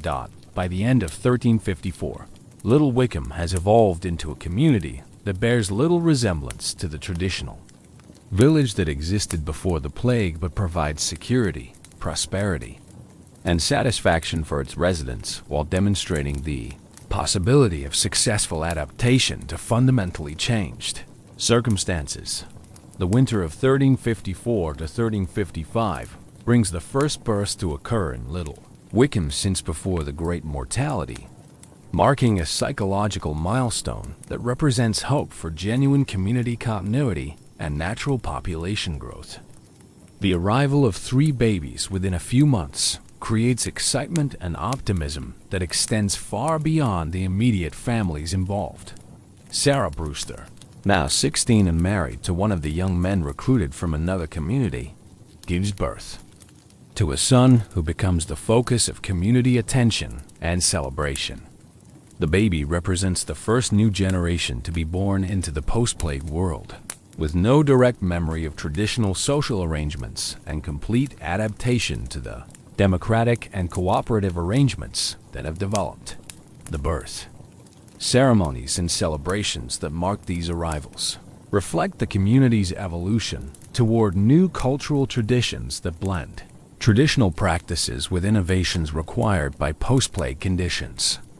Religious observances adapt Catholic baptismal practices to democratic governance and community participation, while social celebrations emphasize collective responsibility for child rearing and education. The presence of young children creates new energy and purpose for community development, while raising questions about what kind of world the community wants to create for future generations. Educational goals become more important when there are children who will need systematic instruction over many years rather than adults who require only specific skill training. Long-term planning takes on greater significance when decisions must consider impacts over decades rather than just immediate survival needs. Agricultural practices, economic development, and social arrangements must be evaluated for their effects on people who will live their entire lives in the post-plague world. The children also create new connections with other survivor communities. As families seek marriage partners and social contacts for young adults who are approaching reproductive age, these relationships require developing new customs and practices for courtship, marriage, and family formation that adapt traditional arrangements to post-plague demographics and social structures. The regional networks that have developed for trade and information exchange expand to include social and cultural functions that become increasingly important as communities achieve basic survival and begin focusing on quality of life issues. Regular festivals and gatherings provide opportunities for young people to meet potential partners while strengthening relationships between allied communities. These social developments reveal that recovery involves more than simply achieving economic stability and population replacement. The post-plague world requires new cultural traditions and social institutions that provide meaning and identity. For people whose life experiences differ fundamentally from previous generations, the community begins developing cultural activities that celebrate its unique history and identity, while creating traditions that can be passed down to future generations. Storytelling, music, and craft traditions evolve to reflect post-plague experiences while preserving elements of pre-plague culture that remain relevant and meaningful. Religious practices continue evolving to address theological questions raised by post-plague conditions while maintaining connection to Catholic traditions and providing spiritual guidance that supports community values and social arrangements. The synthesis of traditional and innovative elements creates religious life that is both familiar and adapted to current circumstances. The economic activities that began as survival necessities develop into specialized skills and cultural traditions that provide identity and pride for community members. Textile production, food processing, and agricultural techniques become expressions of community character rather than simply practical activities. The governance arrangements that emerge from crisis conditions are formalized into political traditions that balance democratic participation with effective decision-making, while creating institutions that can handle increased complexity as the community continues growing. Educational programs expand beyond practical skills to include cultural knowledge, artistic expression, and intellectual development that prepare young people for leadership roles, while preserving and transmitting community values and traditions. By spring 1355, the community has evolved from a group of plague survivors focused on immediate survival to a functioning society with its own identity, culture, and prospects for long-term continuity. The transformation demonstrates that successful recovery from massive social disruption requires more than restoring economic function. It requires creating new forms of social organization that provide meaning and stability for people living in fundamentally changed circumstances. As 1355 progresses, the individual recovery achieved by Little Wickham becomes part of broader regional transformation that illustrates how post-plague England is developing new forms of social, economic, and political organization that represent permanent departure from feudal arrangements rather than temporary adaptation to crisis conditions. Communication networks that began as informal information sharing between survivor communities evolve into systematic coordination for regional planning, collective defense, and economic development. Little Wickham participates in a confederation of allied communities that cooperates on projects too, large for individual settlements, while maintaining local autonomy for internal affairs. The confederation includes 12 communities with total population of approximately 800 people, creating sufficient numbers for specialized economic activities and regional infrastructure, projects that would be impossible for individual settlements. Collective efforts focus on road maintenance, bridge construction, and communication systems that facilitate trade and information exchange. Regional markets, developed to support trade relationships between communities with different specializations and resource advantages. Little Wickham's agricultural surpluses and textile production provide goods for exchange, while the community gains access to metalwork, pottery, and specialized crafts produced by other settlements. The market activities create opportunities for economic development that extend beyond basic survival needs to include luxury goods, artistic expression, and cultural activities that enhance quality of life. The regional economy begins supporting craftsmen, entertainers, and specialists whose services would be impossible to maintain at the individual community level. Political arrangements emerge that provide governance for regional activities while respecting local autonomy and democratic traditions that have developed within individual communities. Representatives from each settlement participate in confederation councils that coordinate collective activities while avoiding the hierarchical authority structures that characterized feudal governance. The new political arrangements represent genuine innovation rather than restoration of traditional forms. Democratic participation, individual rights, and collective decision-making replace hereditary authority, social hierarchy, and centralized control as organizing principles for regional governance. Legal systems develop that provide justice and conflict resolution for inter-community disputes, while adapting to democratic values and post-plague social conditions. Traditional legal concepts like property inheritance, social status, and individual rights require redefinition when applied to societies that have fundamentally different demographics and economic arrangements. Military organization focuses on collective defense against external threats rather than internal social control or territorial expansion. The Confederation maintains militia forces that can respond to bandit raids or conflicts with hostile communities, while avoiding the aggressive warfare that characterized feudal military activity. Religious life continues evolving toward arrangements that maintain Catholic identity while adapting to democratic governance and regional coordination.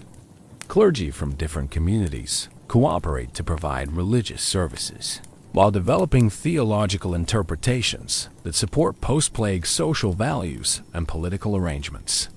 Educational coordination allows communities to share resources and expertise for instruction that would be difficult for individual settlements to provide.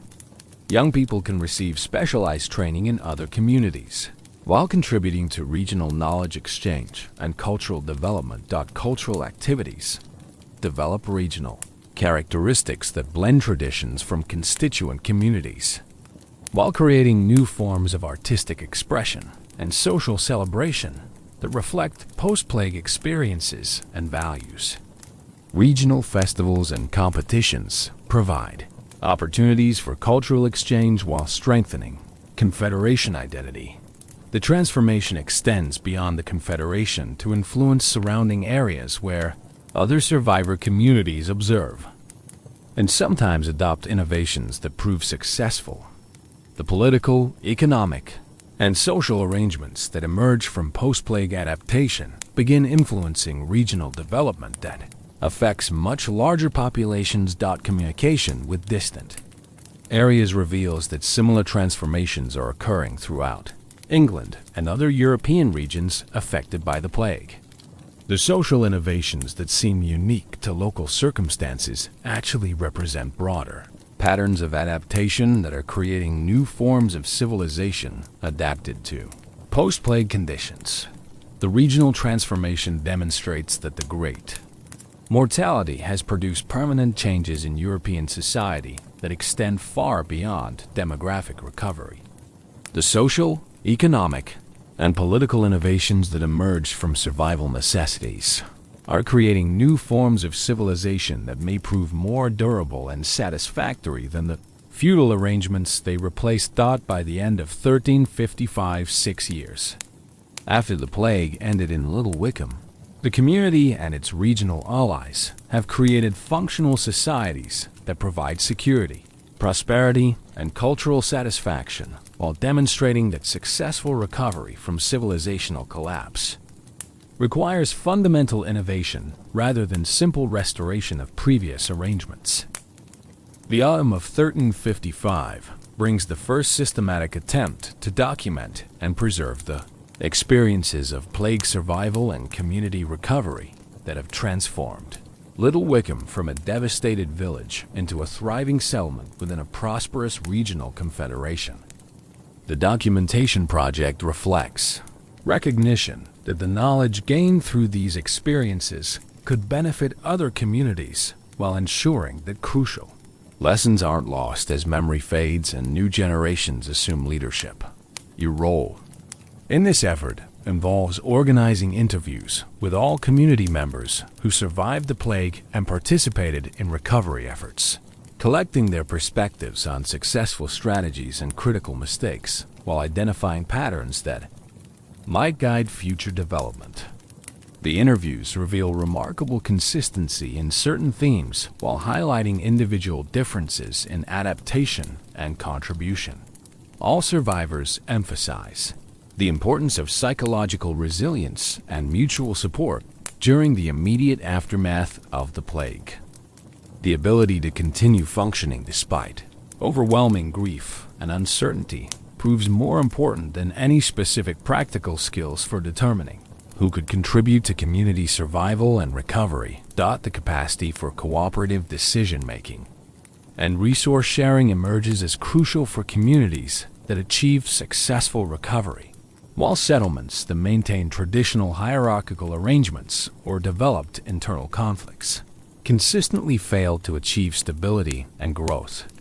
Democratic governance and economic cooperation prove essential for post-plague viability. Flexibility and adaptation receive universal recognition as key factors in successful community development. Communities that remain committed to traditional methods and social arrangements generally failed to achieve recovery, while those that embraced innovation and experimentation developed effective solutions to unprecedented challenges. The importance of maintaining connections with other survivor communities appears consistently in all accounts. Isolation and self-sufficiency prove inadequate for long-term viability, while trade relationships, information exchange, and social cooperation provide essential resources for security and development. Educational priorities that emphasize practical skills and community values rather than traditional academic subjects prove crucial for preparing young people for leadership roles in post-plague society. Literacy and numeracy remain important, but they must be combined with technical knowledge, social skills, and cultural understanding that are specific to changed circumstances. Religious adaptation that maintains spiritual identity while embracing democratic values and social innovation provides essential psychological support for communities dealing with unprecedented loss and uncertainty. Religious flexibility and theological adaptation prove more important than doctrinal orthodoxy for community stability.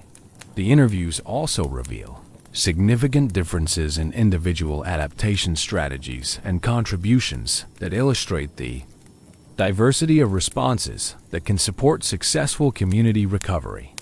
Some people prove most valuable for practical skills and physical labor, while others contribute through intellectual capabilities, social leadership, or cultural preservation.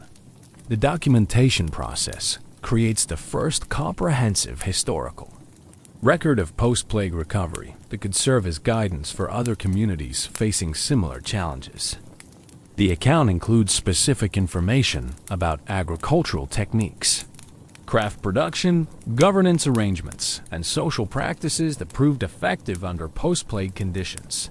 The historical record also preserves cultural knowledge and traditions that might otherwise be lost as communities continue evolving and adapting to changing circumstances.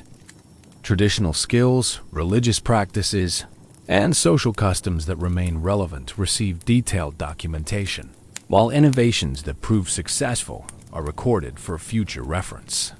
The preservation effort extends beyond Little Wickham to include experiences from other Confederation communities, creating a regional historical record that documents the diversity of successful adaptation strategies while identifying common patterns that appear essential for post-plague recovery. The documentation reveals that successful recovery requires balancing preservation of valuable traditional elements with innovation and adaptation to changed circumstances. Communities that abandoned all traditional practices lost cultural identity and social stability, while those that refused to adapt failed to achieve viability under post-plague conditions. The most successful communities developed synthesis approaches that preserved essential cultural and social elements while embracing necessary innovations in governance, economics, and social organization. This balance proves difficult to achieve, but essential for both practical success and psychological satisfaction. The historical record also documents the timeline and stages of recovery that appear consistent across successful communities. Initial survival focuses on basic needs and psychological stability. Intermediate development emphasizes population growth and economic diversification. Long-term recovery involves cultural development and regional integration. Understanding these stages helps communities allocate resources and plan development strategies, while avoiding premature attempts at activities that require capabilities not yet available. The documentation provides guidance for matching community goals to current capabilities while building toward more complex achievements. The Preservation Project creates educational materials that can be used for training young people and new residents while providing reference resources for decision-making about community development. The historical record becomes a practical tool for ongoing community management rather than simply an academic exercise. The spring of 1356 marks the 7th anniversary of the end of the Great Mortality in Little Wickham, providing an opportunity to assess the long-term consequences of plague survival and recovery, while considering what legacy these experiences will provide for future generations. The community has achieved stability and prosperity that seemed impossible during the darkest moments of the crisis. But the transformation has created a society that differs fundamentally from anything that existed before the plague. The population has grown to nearly 60 residents through recruitment and natural increase, creating sufficient numbers for specialized economic activities, while maintaining the democratic governance and cooperative social arrangements that emerged during the recovery period. The community supports craftsmen, teachers, administrators, and cultural specialists, whose roles would have been impossible under traditional feudal arrangements. Economic activities have diversified to include agricultural production, textile, manufacturing, food processing, and trading operations that provide both local consumption and regional commerce. The community's economic independence and trading relationships create security and prosperity, while supporting cultural and educational activities that enhance quality of life. Social organization has evolved into arrangements that provide individual freedom and opportunity while maintaining collective responsibility and mutual support that proved essential during the crisis. Personal advancement and economic success are possible without the social mobility restrictions that characterized feudal society. While community welfare receives priority over individual accumulation, political governance has developed institutional Arrangements that balance democratic participation with effective decision-making, while providing mechanisms for regional cooperation and collective action. Individual rights and community responsibilities are defined and protected through procedures that prevent both authoritarian control and anarchic individualism. Religious life maintains Catholic identity while embracing theological interpretations, and practical arrangements that support democratic values and social innovation. Spiritual guidance and community values reinforce each other in ways that provide meaning and stability without restricting intellectual development or social progress. Cultural traditions blend elements from pre-plague heritage with innovations that reflect post-plague experiences and values. Music, storytelling, craft traditions, and social celebrations create community identity while preserving connections to broader English and European cultural development. Educational programs prepare young people for leadership roles while transmitting technical knowledge, cultural traditions, and social values that support community continuity and individual development. Literacy, practical skills, and social understanding combine to create comprehensive preparation for adult citizenship. The transformation extends beyond Little Wickham to influence regional development through the Confederation relationships that provide security, economic opportunity, and cultural exchange. The innovations that emerge from post-plague adaptation are spreading to influence larger populations while creating new forms of civilization. But the achievements also raise questions about sustainability and long-term development that require ongoing attention and planning. The community's current prosperity depends on circumstances that could change as regional conditions evolve and external pressures develop. Population growth creates both opportunities and challenges as the community approaches the limits of what current agricultural and economic arrangements can support. Continued expansion will require innovation and development that extends beyond current capabilities while maintaining social arrangements that have provided stability. Regional relationships provide benefits but also create dependencies and obligations that could become problematic if Confederation arrangements change or external threats develop.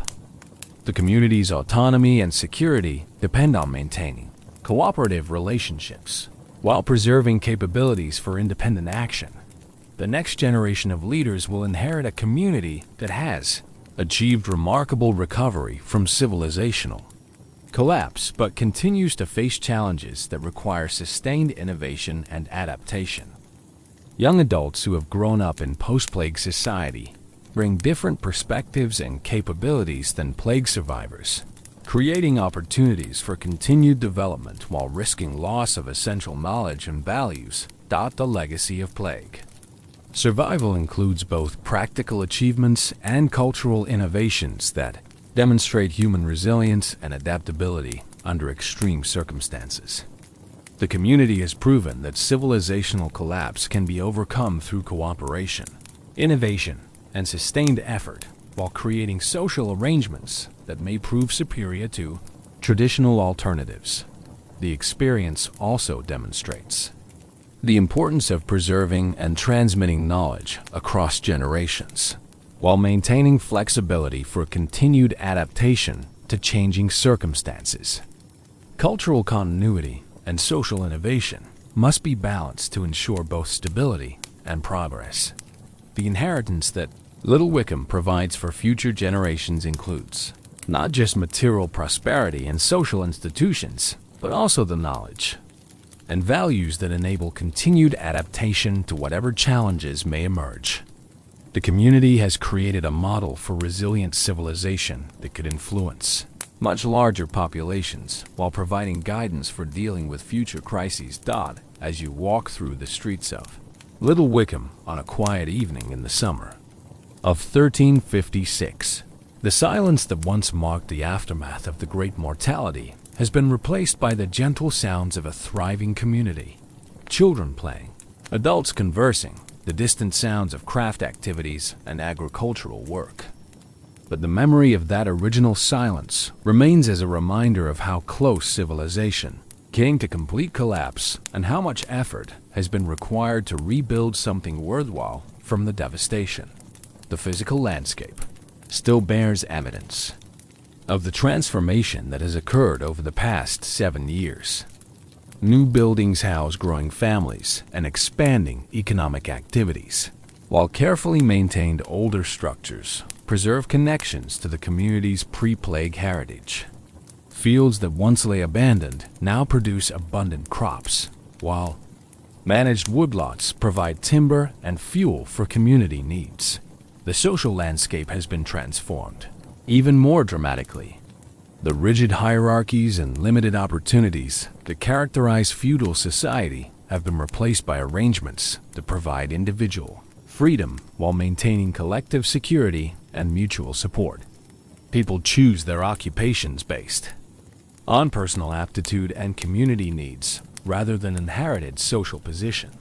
The cultural landscape reflects both continuity and innovation, as traditional practices adapt to changed circumstances while new traditions emerge from post-plague experiences.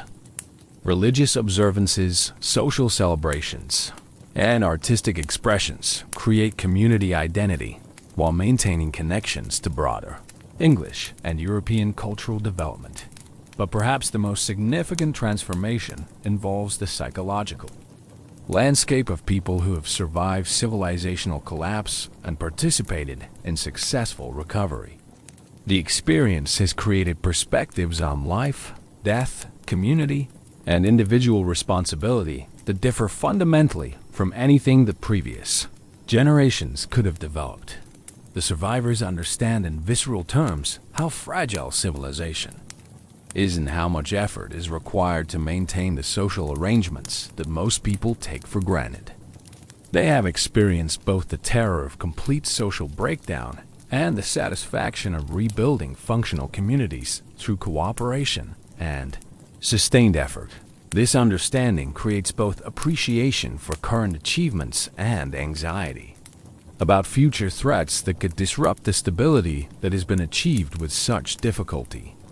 Every decision about community development must consider not just immediate benefits, but also long-term sustainability and resilience against potential disasters. The knowledge that civilization can collapse completely changes how people think about individual responsibilities and collective obligations. Personal advancement and private accumulation must be balanced against community welfare and social stability in ways that would seem unnecessary to people who haven't experienced systemic breakdown. The experience of recovery also creates confidence about human capabilities for adaptation and innovation under extreme circumstances.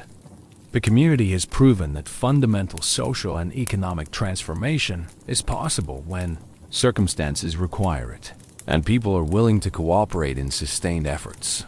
The children who are growing up in post-plague Little Wickham will inherit a world that provides more opportunity and security than their parents could have imagined during the darkest moments of the crisis.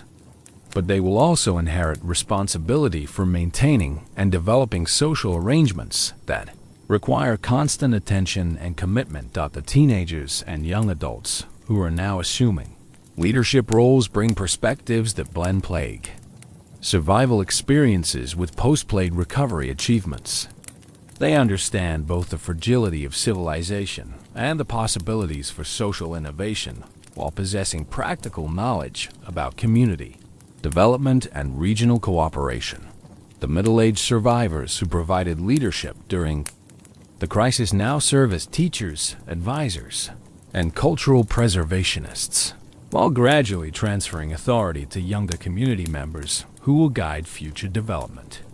Their primary contribution has become ensuring that essential knowledge and values are transmitted effectively to the next generation. The elderly survivors who remember pre-plague society serve as living links to cultural traditions and historical knowledge, while providing perspective on the magnitude of transformation that has occurred. Their memories help the community understand what has been lost, what has been preserved, and what has been created through the recovery process. The regional confederation that has emerged from post-plague recovery creates opportunities for continued development while providing security against external threats. The cooperation between allied communities demonstrates that the innovations pioneered in individual settlements can influence much larger populations while creating new forms of civilization. The historical record that has been created through documentation efforts ensures that the experiences of plague survival and community recovery will be preserved for future generations, while providing guidance for other communities that may face similar challenges. The knowledge gained through these experiences becomes part of the heritage that post-plague society can contribute to human civilization. As night falls over Little Wickham, the sounds of community life gradually fade into peaceful quiet that bears no resemblance to the oppressive silence that once marked the aftermath of the Great Mortality. The transformation from devastation to prosperity represents one of history's most remarkable examples of human resilience and adaptation, demonstrating that even the most catastrophic social collapse can be overcome through cooperation, innovation, and sustained commitment to collective welfare. The silence that once seemed to mark the end of the world has been replaced by the quiet contentment of a community that has not only survived civilizational collapse, but has created something better from the ruins of what was lost.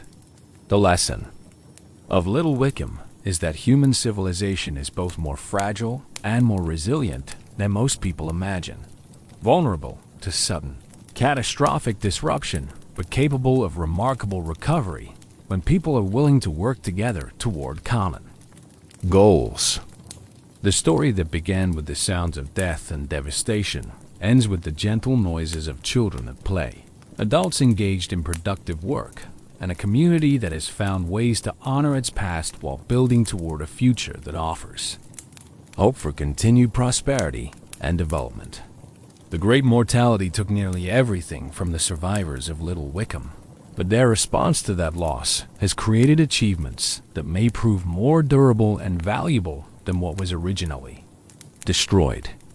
The silence is finally broken, replaced by the sound of human voices creating new stories, new traditions, and new possibilities that will echo far beyond the boundaries of one small English village that refused to surrender to the darkness of civilizational collapse and instead chose to build something better from the ashes of what was lost.